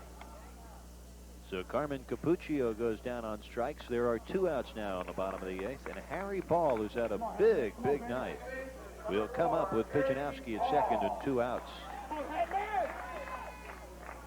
Here's the pitch to Capuccio. Going to see if it's his check swing. It's a slider. He just can't hold up, and there's no doubt he did go around. Nice call by the home plate umpire. Mike Pogue gets his first strikeout. Tony Manners, the eyewitness, wearing the blue, and here's Harry Ball, who had a monstrous home run into the trees in right field. His 9th home run of the year, did that back in the 7th inning. And bounces that one right to the shortstop. Zimmerman makes the routine play to first base. And that does it in the 8th. No runs, a hit. Man left at second. 8 complete here at Alphonse Stadium in Winter Park. Last lick time for the Moccasins. They trail it by 1. We'll see if they can score a come-from-behind victory when we return right after these words on Sports Channel. 8 exciting innings here in Winter Park, Florida. 7 runs, 13 hits, 3 errors for the Florida Southern Moccasins. The team ranked number 1 in Division II. And the Rollins Tars looking to score a big emotional win here tonight, which would put them in position to challenge for the tournament with 8 runs on the 10 hits. And it comes down to 3 outs. David Flynn on in relief, 3rd pitcher to go for Rollins. looking to nail down his 5th win. He'll have to get through Gary Pippick, Greg Neesmith, and Jeff Fortune. They are the 6th, 7th, and number 8 hitters for Florida Southern, but Pippick has come up with a big night. He's 2 for 4. So Flynn really has it going, Ken. Yeah, he sure does. He smells it right here, and that's a mark of a good relief pitcher. The guy that gets in the mound, just wants the victory, and gets the ball, and just goes right after you. 0-2 now to Gary Pippick. Yeah, he wants to work quick. He's getting the ball, he's sitting right back in the rubber, and he's waiting for the hitter.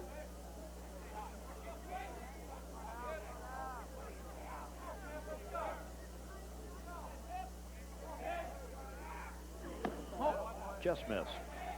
You know, Flynn's not really worrying much about trying to waste pitches right here. I think he's just going to go right after him, you know, instead of going with a waste pitch, or I should say the purpose pitch on 0-2, because there's never anything as a waste pitch. He's trying to go from 0-2 to 0-3. Here's the 1-2. Bounce lightly to the third baseman. Bellini's going to have to hurry. Does not have a play there. Dropped the first baseman Dvorak off the bag, but at least Dvorak was able to glove it. And that is an infield hit for Gary Pippick, his 3rd base hit of the night, a big one to lead off the top of the 9th. It's what you call the old-fashioned swing and bunt as Bellini comes charging hard. I tell you what, it's a great play by Dvorak to come off the bag and make that play to keep Pippick from getting scoring position. Now it forces Southern to do something to advance him into scoring position. An 8-7 lead for Rollins, and the tying run is now at first. They will try to sack him over to second, but the bunt there by Neesmith goes foul. Strike 1. Well, Chuck's going against the old adage to tie it home and win on the road, but I guess before you can win it, you have to tie it, so he's trying to get the guy down to scoring position. The catcher, Jeff Fortune, is the on-deck hitter. This is Neesmith, 1 for 4 with a single. Back in the 4th, he later scored. He struck out looking in the 5th, reached on an error in the 7th. Another Florida boy from Pensacola.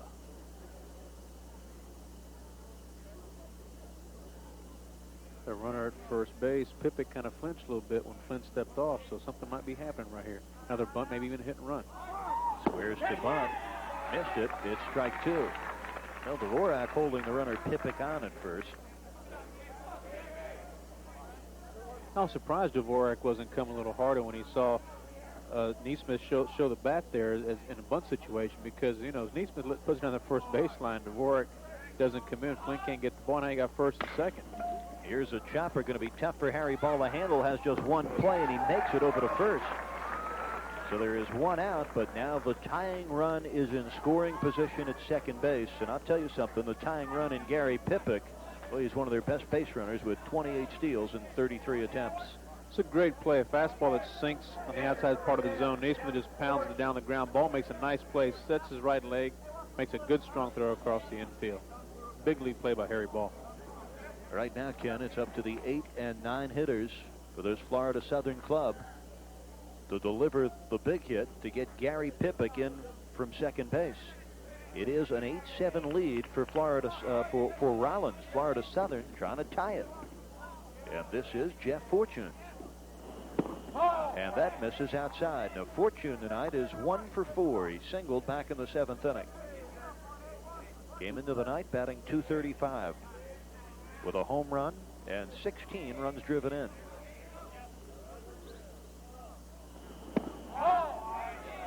Well, regardless of what happens to Fortune here, it doesn't look like Zimmerman's going to bat. They've got number 25 in the on-deck circle. That's Ron Starsiak.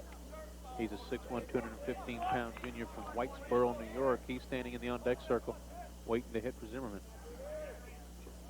Fortune 1 for 3, and that, as I had stated, 1 for 4, sacrificed earlier. That's why they put erasers on pencils. Don't tell them I'm using a marker, Ken.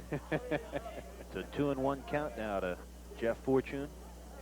1 out, top of the 9th, tying run at second. David Flynn's offer. Outside, 3-1 now. You know, you'd like to get this guy right here, but really for Flynn, it's not a major catastrophe if he gets the guy on first base. Now it gives you a double play option. And Starsiak looks like he's a pretty good-sized boy that doesn't run real well. I sound like Elmer Fudd, real well. Well, the count goes full at 3-2. You didn't know I was a cartoon character part-time, did you? So it really wouldn't be bad if he did walk Fortune right here. Runner at second, one out. Here's the payoff pitch. That one is hit well and deep to right center field. Back goes Carmen Capuccio and makes a splendid catch. Look for the runner, maybe. No. Oh, I'm sorry. I thought he did catch the ball, but the runner goes to third base on the tag. Capuccio really got on his horse, made the catch right near the wall to retire Fortune, but now the tying run goes down the third base. They appeal the play at second, and he's safe. Fortune drives this ball deep, and it's a great play by Capuccio on the run. Makes a nice catch. You know, it's smart on his part that he righted himself in a hurry, because I'm surprised that Anderson, you know, I'm sure he was thinking about sending, you know, Pippick all around from second base, because he was deep in center field. Well, that was really a big play by Capuccio, running that down and in full throttle making a great over-the-shoulder catch. You see Coach Ragland coming out to talk to Flynn, perhaps to discuss strategy and how to pitch to the pinch hitter, Starsiak. Ron Starsiak, a 6'1", 215-pound junior from Whitesboro, New York. And on the year, he is at .435 for his batting average. He's played in 11 games, has 10 hits and 23 at-bats. No home runs, no doubles, no triples. All 10 of his hits, obviously, then, would be singles, Ken. Mm-hmm. That's a brilliant deduction. How would what's his name, Sherlock Holmes say it? Brilliant deduction, Holmes. That's right. Well, the case could be wrapped up here if David Flynn could retire Starsiak. The tying run at third base, 2 outs, top of the 9th inning, and Rollins clinging to the 8-7 lead. You know, Starsiak's a big boy. Doesn't look like he has much speed. Wonder how come he doesn't have any extra base hits. Question you might be able to ask him after the tilt. No, he's too big. He might take it wrong, and I might have a hard time walking home tonight. He is a big boy, though. Looks kind of mean, too, doesn't he? Well, he's in a mean situation here. A ball and a strike, 2 outs, tying run at third base. Hammers that one foul. They'll give it a run, but it's out of play. Could not convince Joe Bellini, the third baseman, of it. Well, right now, to win this ball game, I think anybody in the Rollins club will eat fence, dirt, clay, take bases with them, whatever. They want this game bad. If they have to scale that concrete pole, I think he might do it. Rollins at 30-18. Florida Southern with a record of 35-7 in the league. Southern is 17-5, tied with Tampa. And the Tars trying to hold on and take third place. They have a 12-10 league record. This is a crucial game for them. Runner at third base is Pippick. 2 outs. And there's a base hit. This ball game is tied up. So Ron Starsiak comes up with his 6th single of the year. It's a run score. It knocks us at 8 apiece with 2 outs in the top of the 9th. Well, obviously, he's a big boy, and he even hits a singles hard. It's a pitch that's out over the plate. Starsiak does a great job of driving the ball all the way. Really was too good a pitch for that Ken. I think he probably should have tried to bust him inside and get him to try to saw him off. But didn't. So we hopefully won't go to extra innings, but you never know. 25 hits, 16 runs, and we're nowhere near Victor. Todd Anthony into the game as a pinch runner for Starsiak. So Zimmerman will not be back at shortstop. Todd Anthony's from my hometown. There you see him at first base, Tampa, Florida. A swing and a miss there for Rainer Manzo, the second baseman. The count 1-1. Manzo with a couple of bunt singles tonight, hit into the big bases loaded double play. That was back in the 7th inning. So a runner at first, 2 outs, tie game in the top of the 9th.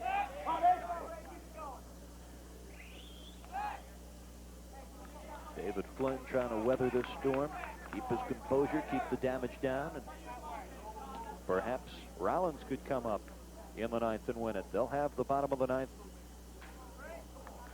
Batting order set. Clay Bellinger, the cleanup man, Chris Mader, and Doug Dvorak. Pretty good hitters. There's a swing and a miss for strike 2. Todd Anthony is from Armwood High School, Sefton, which is just a small community just outside of Tampa. He was named an all-conference team in high school and played in the All-Star game. And he's a sports management major. And he's going on the pitch. It's inside for ball 2 and a stolen base for Todd Anthony. So the potential go-ahead run now in scoring position at second. For a guy that is prone to excitement, Rainer Manzo, very charismatic ball player, the leadoff hitter for this Florida Southern club. A high chopper to Bellini at third. Fires the bullet over. 1 out, but just a little late for the Rollins Tars. Had he done that a play earlier, this game would be in the books. As it stands, we go to the bottom of the 9th, all knotted up at 8 apiece.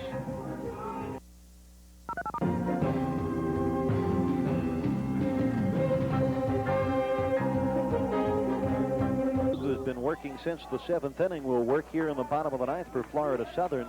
The Tars and the Moccasins all tied at 8 apiece, and due in for Rollins, the heart of their order, starting with the cleanup hitter, Clay Bellinger, the talented shortstop, who is 2 for 4, singled and scored, and doubled in 2 runs in the 5th.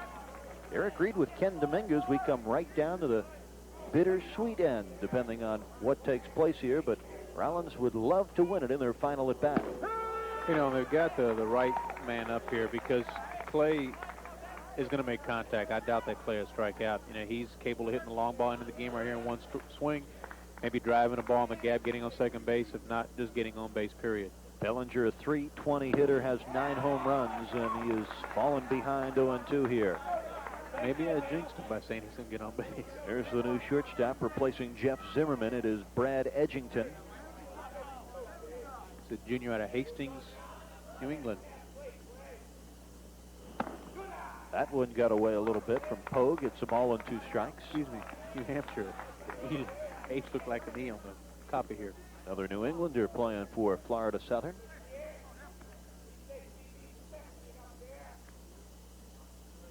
The 1-2 cut on and missed. Nice breaking ball thrown by Pogue. There is 1 out here in the bottom of the 9th. Extra innings looming large. Should Pogue be able to retire the DH Mater and the first baseman Dvorak. Mater comes first. He has walked twice and grounded out twice. One thing for sure in that last at bat, Bellinger was not going to be cheated from the first swing to the last swing. He was trying to drive it out of here.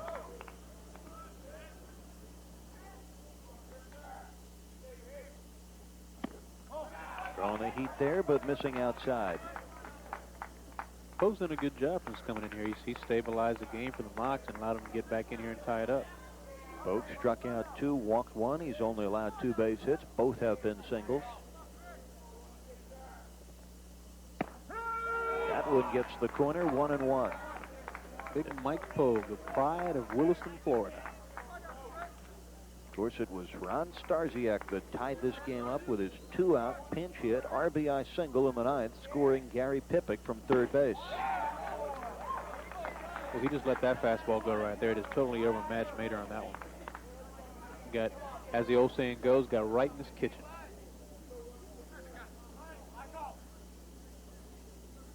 One and 2. 1 out, nobody on. Popped him up, shallow right field. Pippick coming on, makes the call on the catch. And now we're just 1 out away from going extra frames. Well, my scorecard has 16 innings on it. Mine only has 12, so I'll leave you for the last word if it goes that long. Hopefully this won't be like a game that Frank Messer and myself did several weeks ago. That went 4.5 hours. We were contemplating ordering breakfast before we left. Not a bad idea. Well, here's Doug Dvorak. He's a guy that has the ability to end it on one particular swing. His 2-run homer in the first was evident of that. His 12th of the year. He is also single tonight, so he is 2 for 4. Bases empty, 2 outs. Bottom of the 9th. Ball game tied at 8 apiece. And Pogue delivers in the dirt. A moment ago, you heard a PA announcer playing the charge sound, and the throng of Rollins fans that are here yelling their approval. 13 makes a throng, doesn't it? That one is hit high, but not deep to left. Tony Haynes ranging over toward the line, and he makes the catch. And folks, we are going to extra innings here at Alphon Stadium in Winter Park, Florida, because through 9, the top-ranked team in Division II and the 10th-ranked team could not settle anything. It's 8 apiece, back for the 10th right after this on Sports Channel Florida. All right, Brad Hurd in the truck. I'm Eric Reed along with Ken Dominguez out here in the ballpark in Winter Park, Florida, Alphon Stadium. Florida Southern and Rollins going to inning number 10, tied up at 8. Well, this is a big inning for Flynn right here. He's got the heart of Southern's lineup coming to the plate. He needs to shut him down, give his team a chance. Haynes, Allen, and Kirkpatrick, and it's Tony Haynes, the left fielder, leading it off. Haynes 2 for 4 tonight, a double. Back in the third, he also singled. And David Flynn still working hard. Flynn with a 4-2 record. He was just 1 out away from nailing down the victory. But Ron Starziak with an RBI single with 2 outs in the 9th inning kept this game alive. And Tony Flynn leads off, actually Tony Haynes leads off the 10th with a base hit up the middle. That's the thing that makes Southern what they are. They never lose their cool. They keep playing their game. It's just a mystique, you know, a tradition that they've had over the years. You know, they've done so many things at a national level as far as World Series, things like that. When they get behind in a ball game, they just keep playing, and that's why they have so many come from behind victories throughout the years. And you know, some people say it's luck, and maybe it is a little bit of luck, but I think a certain amount of that's created. Well, when you believe you can win and you've had so many positive experiences to reflect back on, that really has to help you. In this gang in red, you get the feel they don't rest till the job is done. Well, you know, like Yogi Berra said, 50% of hitting is 90% mental. Tony Haynes being chased back to first. I tell you, don't be surprised to see Chuck bunt right here with Chris Allen. You know, he's the kind of guy, he'll make his players do what it takes to give themselves up, but he didn't. Allen sends that one the fairly deep left field. Under it is Darrell Card. The little fellow makes the catch, and Haynes retreats to first. There is 1 out in the top of the 10th. That brings up the center fielder, Jeff Gilpatrick, who is 2 for 4 tonight, has singled twice, singled in a run in the first. Also drew a walk. So he's been busy. You know, Chuck flashed a lot of signs down there, so something may be happening. Chuck Anderson down at third base in the coach's box. Joked earlier in the week that Coach Coffey of Rollins, he doesn't coach down on the baselines anymore. Too busy in the rocking chair because he is the dean of the coaches in the Sunshine Conference. As you see him giving his signs again. Well, Chuck's hoping that boy doesn't retire too often because he's next in line to be the dean. The rocking chair man, he calls Coach Coffey. Affectionately, I'm sure. Yes. Because they're good buddies. They have lots of respect for one another as competitors and baseball people. Of course, they've been competing with one another 30 years as players and coaches at these 2 specific institutions. I tell you, you don't find any better people around than Boyd Coffey. Fine man.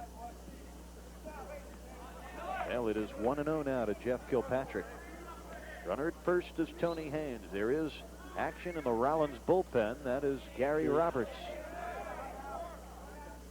Another Massachusetts boy for Brad, Landsberg. Runner goes, throw down, not in time. So Haynes comes up with a stolen base. And now the go-ahead run in scoring position with just 1 out. The count 1-1 to Kilpatrick. Again, that was a fake bunt and steal. And Bellinger just fell asleep. Looks like he wasn't there. And you see Kilpatrick showing the bunt, pulling him back. Again, causing Garrison to kind of double clutch a little bit. And Bellinger's nowhere to be found. And Bellinger's there in time. He's out. The throw beat the runner, definitely. Bellinger fell asleep.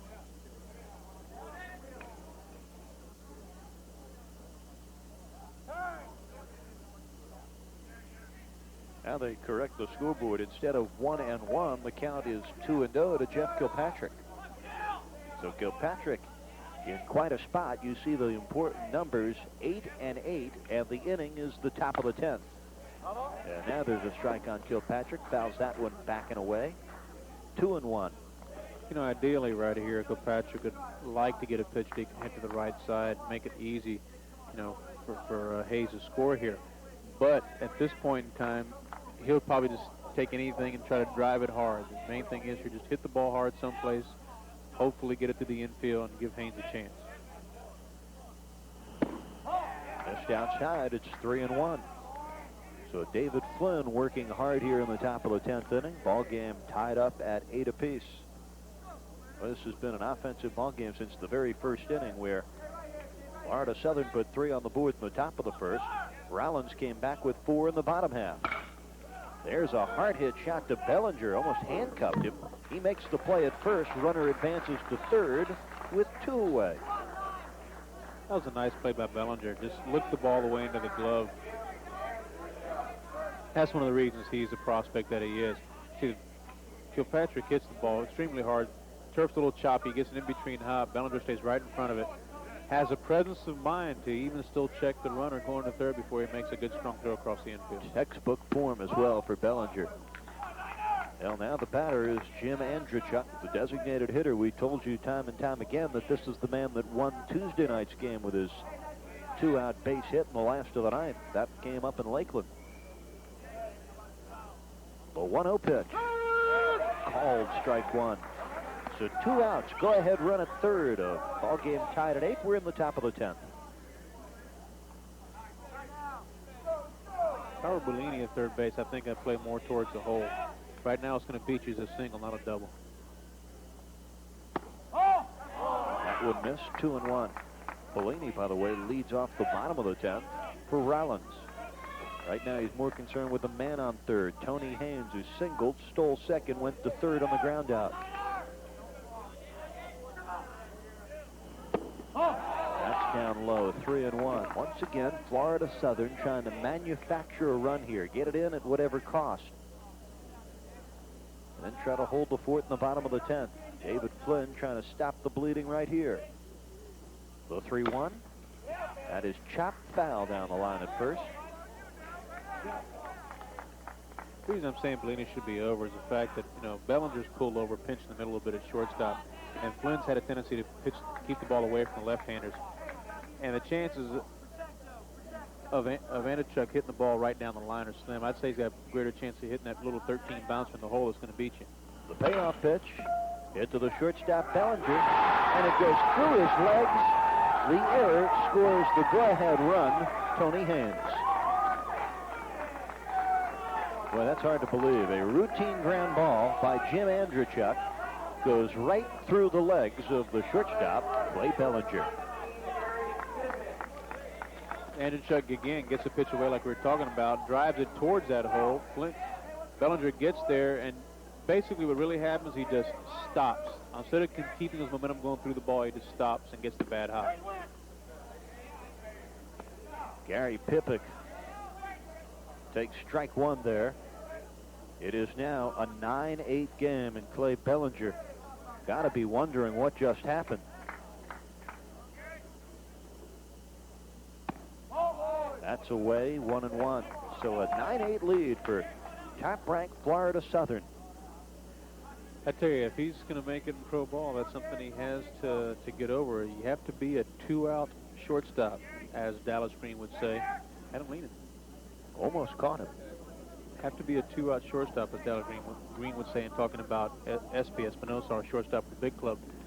You know, the ball's hit to the infield over 2 outs. That guy's got to make the play, the routine play, and throw him out. 6 Rollins errors, and they have been costly, as you might imagine.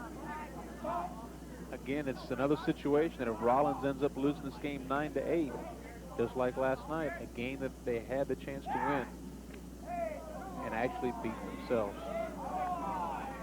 But you got to give them a lot of credit. They never gave up. They got down. They hung right in there. And, of course, it's not over yet, but they've battled back to the lead. With 2 outs, the 1-1 pitch gets away, and racing down the second base is Jim Andrzejczyk. Well, he's got to feel like he's at a carnival winning all sorts of free passes. Reaches on the error, scores the go-ahead run, then gets a free pass to second on this errant toss. It's like a fastball that just tailed in on Garrison, and Garrison just couldn't get his glove out there. Actually, now looks more like a pass ball and a wild pitch when we take a second look. I have to agree with you. I think it's a pass ball. That's the ball that should have been caught by Garrison. Runner at second, the 2-1 pitch. Slap to the infield. It's going to be trouble. Flynn has nowhere to go with it. So the troubles continue to mount here for Rollins in the top half of the 10th inning. They trail it by a run. There are 2 outs, and now runners at the corners for Greg Neesmith. So Pippick reaches with the infield hit. Well, as in baseball, it doesn't have to be pretty. You just got to hit it where they ain't, and that was where they weren't. David Flynn got there, but couldn't do a thing with it. Yeah, it was a tough play. Once he left his speed, he had no chance. And, of course, Bellini was playing back too far to make that play. Here's Neesmith. He's got a base hit tonight. Neesmith has also reached on an error. He has scored one of the runs. One of Florida Southern's 9 runs. 1 for 5. With a good swing, but the heater got past him. It's a ball and a strike. Looking ahead to the bottom of the 10th, well, Rollins fans might be. Joe Bellini, Darrell Card, and Danny Garrison, the 7, 8, and 9 hitters due up. Runner going at first, leaving the hole, and another run will score, and a big base hit by Neesmith. Going to third is Andrechuk, and the damage does not stop here. It is 10-8 now in favor of Florida Southern. This 2-out rally really hurting Rollins. That's a typical Chuck Anderson play there. Got the lead now, 2 outs. Even with 2 outs, the hit and run, moving the runners, getting the fielders out of position. A ground ball that normally would have been a routine out trickles through the hole for a base hit and an RBI. That's moccasin baseball. That's why they are where they are, and they are who they are. 8-time national champions. Actually, let me correct that. 7-time national champions. 4 times in the 70s, 3 more times in the 80s, and Rick Flynn very nearly hit Jeff Fortune, the catcher. 17 hits for Florida Southern.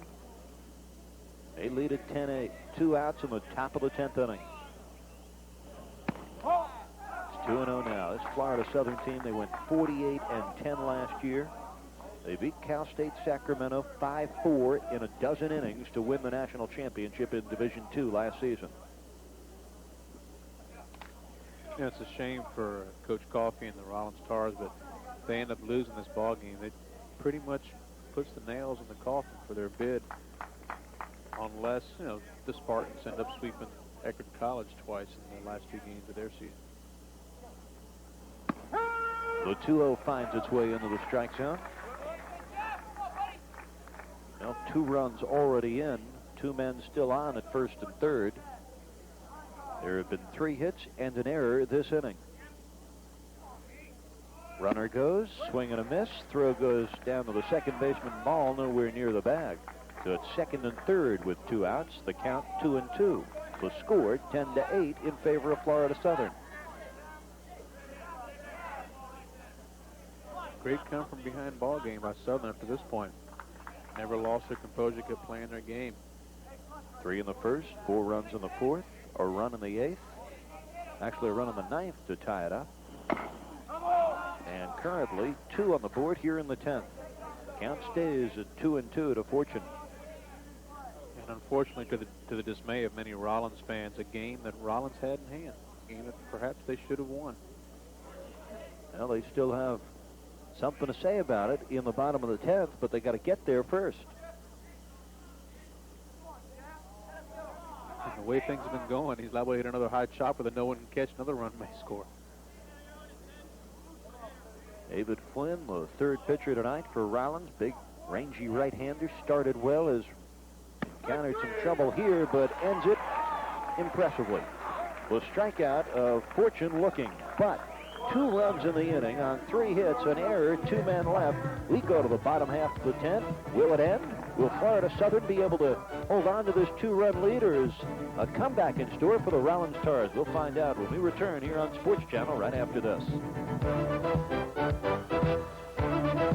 Into the bottom half of the 10th inning, and there to face them is Joe Bellini, the 3rd baseman, 0 for 2 tonight. He has walked once, Bellini, Card, and Garrison, the scheduled hitters in the last of the 10th for this Rollins Tar Ball Club. Ball club that has played well, but has made some costly errors in the field, Ken Dominguez, and that's really hurt them in their upset chances both tonight and on Tuesday night against this top-ranked Florida Southern club. Well, the key to winning is playing good defense. You know, pitching and defense wins a lot more games than offense does, and tonight Rollins has not played good defense, and they find themselves in the short end of the stick right now. And Mike Pogue with the 1-1 count doing the pitching. Pogue starting his third full inning of relief. Came on, did a nice job to get out of trouble. Give him a 7th.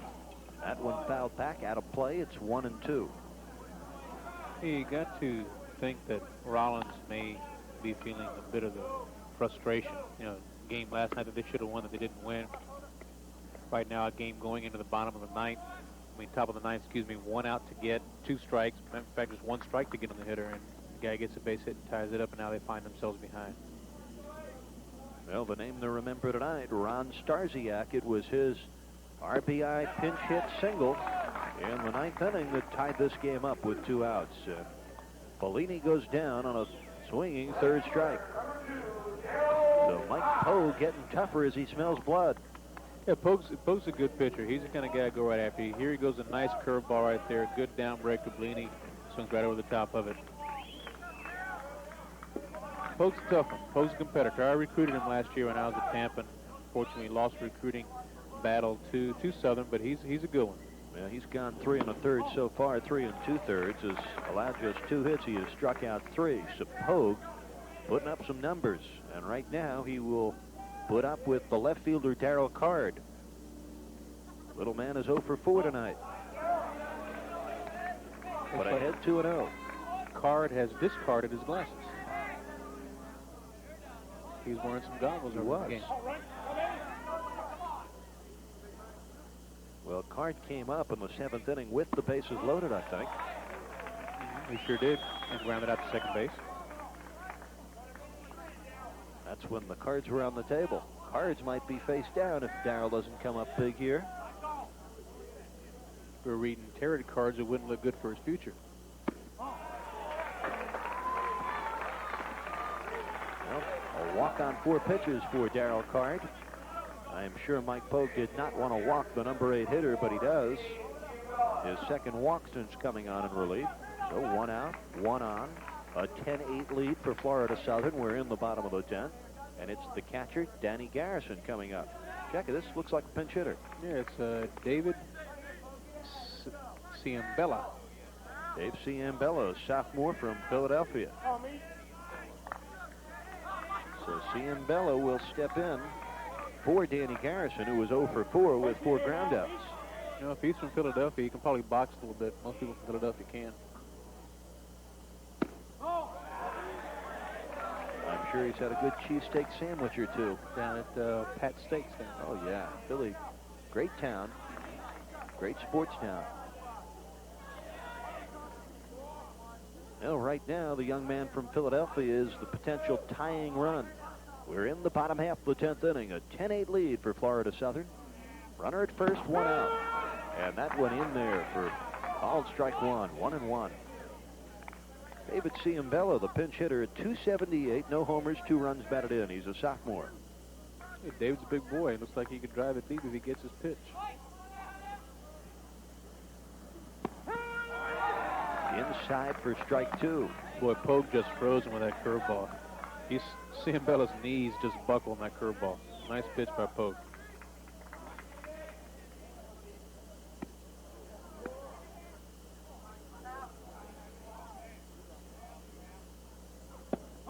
Breaking ball missing low. It's 2-2.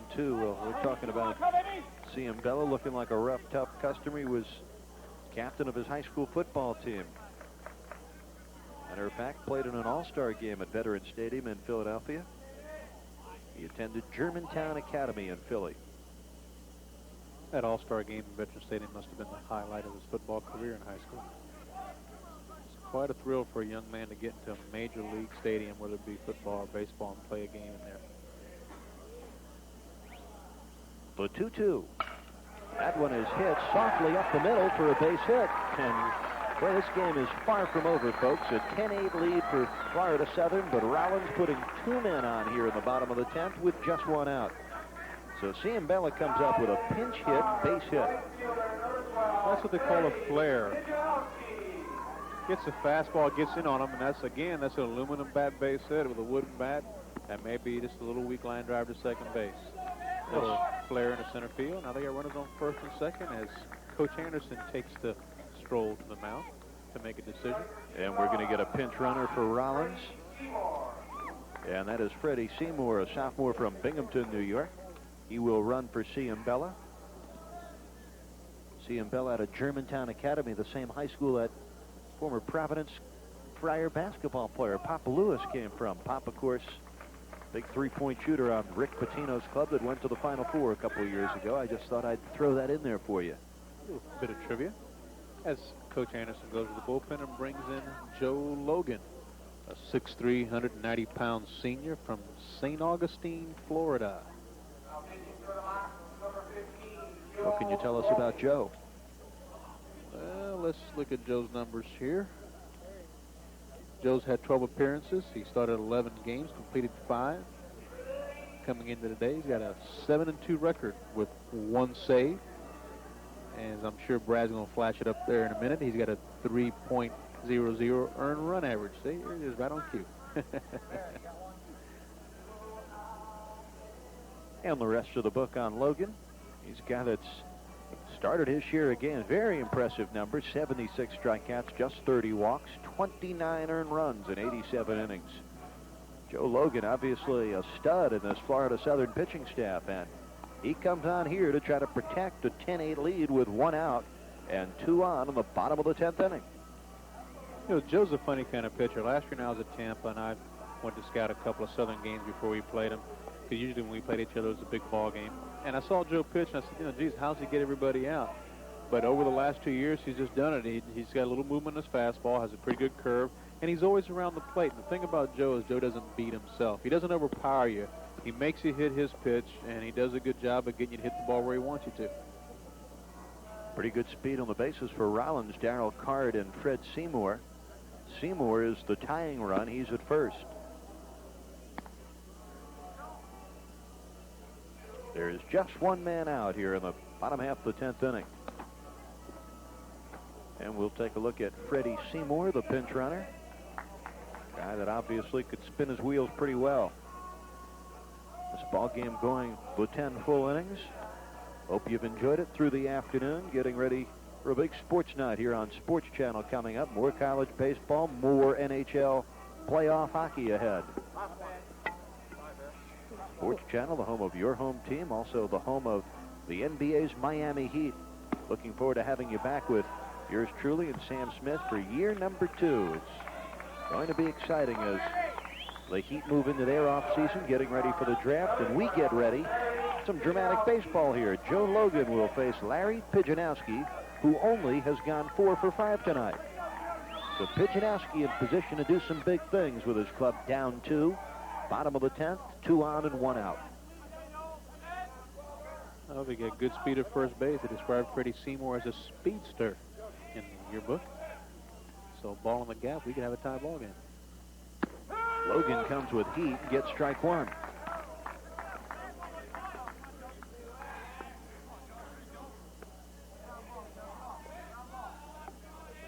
Logan's a 6'3" right-hander. As we told you, he's from St. Augustine, Florida. And on in a tough spot here, isn't he? There's a chopper down to the shortstop, over to second. They make the play. And that is the second out of the inning. And runners go to runner at third base and a runner at first base now. Yeah, I'm surprised that Seymour didn't beat that ball to second base. You know, as much speed as he does have, that ball's hit fairly high. I don't know if he got a bad jump or just wasn't running real hard, but, you know, it looked like a ball that I thought he should have beat second base. Well, they went after him, and they got him. Edgington flipping it over to Rainer Manso, and now it's up to the freshman Carmen Capuccio, who's 1 for 5 tonight. Runners at the corners, 2 men out, bottom of the 10th, and Florida Southern leads it by 2.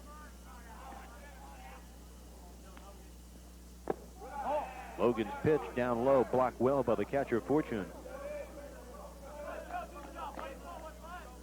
You know, Carmen would like to get a hold of one and take it deep and end the ball game for his teammates right here. Tell you what, Joe Logan's a guy used to winning 7-2 this year. Logan was 5-0 last year. He's another that transferred from Chipola Junior College, and he gets Capuccio to pop it up, going back in left field and making the catches, Tony Haynes, and this ball game is finally over. In 10 innings, Florida Southern wins it 10-8. Well, that's before Rollins puts 2 men on here in the bottom half of the 10th inning. But Joe Logan comes on to shut the door, and Florida Southern gets the victory. We'll be back with a short recap at your final score at Alphons Stadium here in Winter Park, Florida. The top-ranked Florida Southern Moccasins prevail over the Tars of Rollins. Your final 10-8. We'll be back right after this.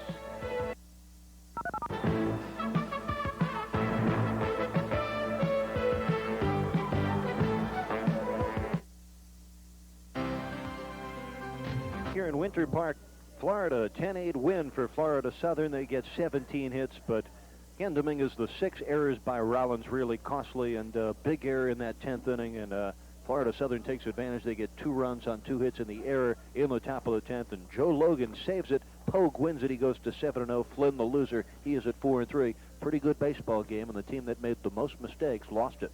A devastating loss for Rollins. Definitely a game that they had to win. But again, Southern, as they always do, they just hang tough in there, and they get a great relief job from Pogue and a clutch pinch hit from a guy off the bench by the name of Starsiak. And that's Florida Southern at its best. That's the reason they're 7-time national champions. And hopefully, you know, for Coach Coffey, that the team won't give up and they'll come back on Friday and win and give themselves an opportunity. Because if they do lose Friday, they're out of it. Well, 3 wins for Florida Southern over Rollins by a total of 5 runs. Ken Dominguez, nice meeting, even better working with you. Good luck with the Yankees. Thank you, Eric. All right, and just want to remind you that the final score in 10 innings, Florida Southern wins it 10-8. We want to remind you that tonight at 7 we'll be bringing you live coverage of Florida Gator baseball from Perry Field on the campus of the University of Florida, and the Gators host those Hatters of Stetson University. The executive producer for today's ball game has been Jeffrey Geffner. Coordinating producer, Harlan Singer. Tonight's game produced and directed by Brad Hurd. Remote facilities provided by Telfax.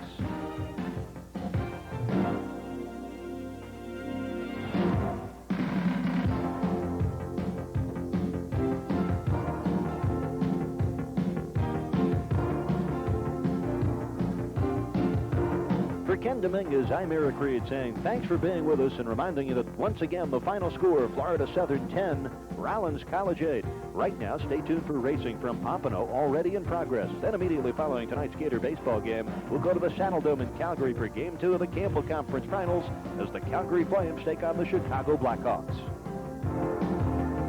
The proceeding has been an exclusive Sports Channel presentation.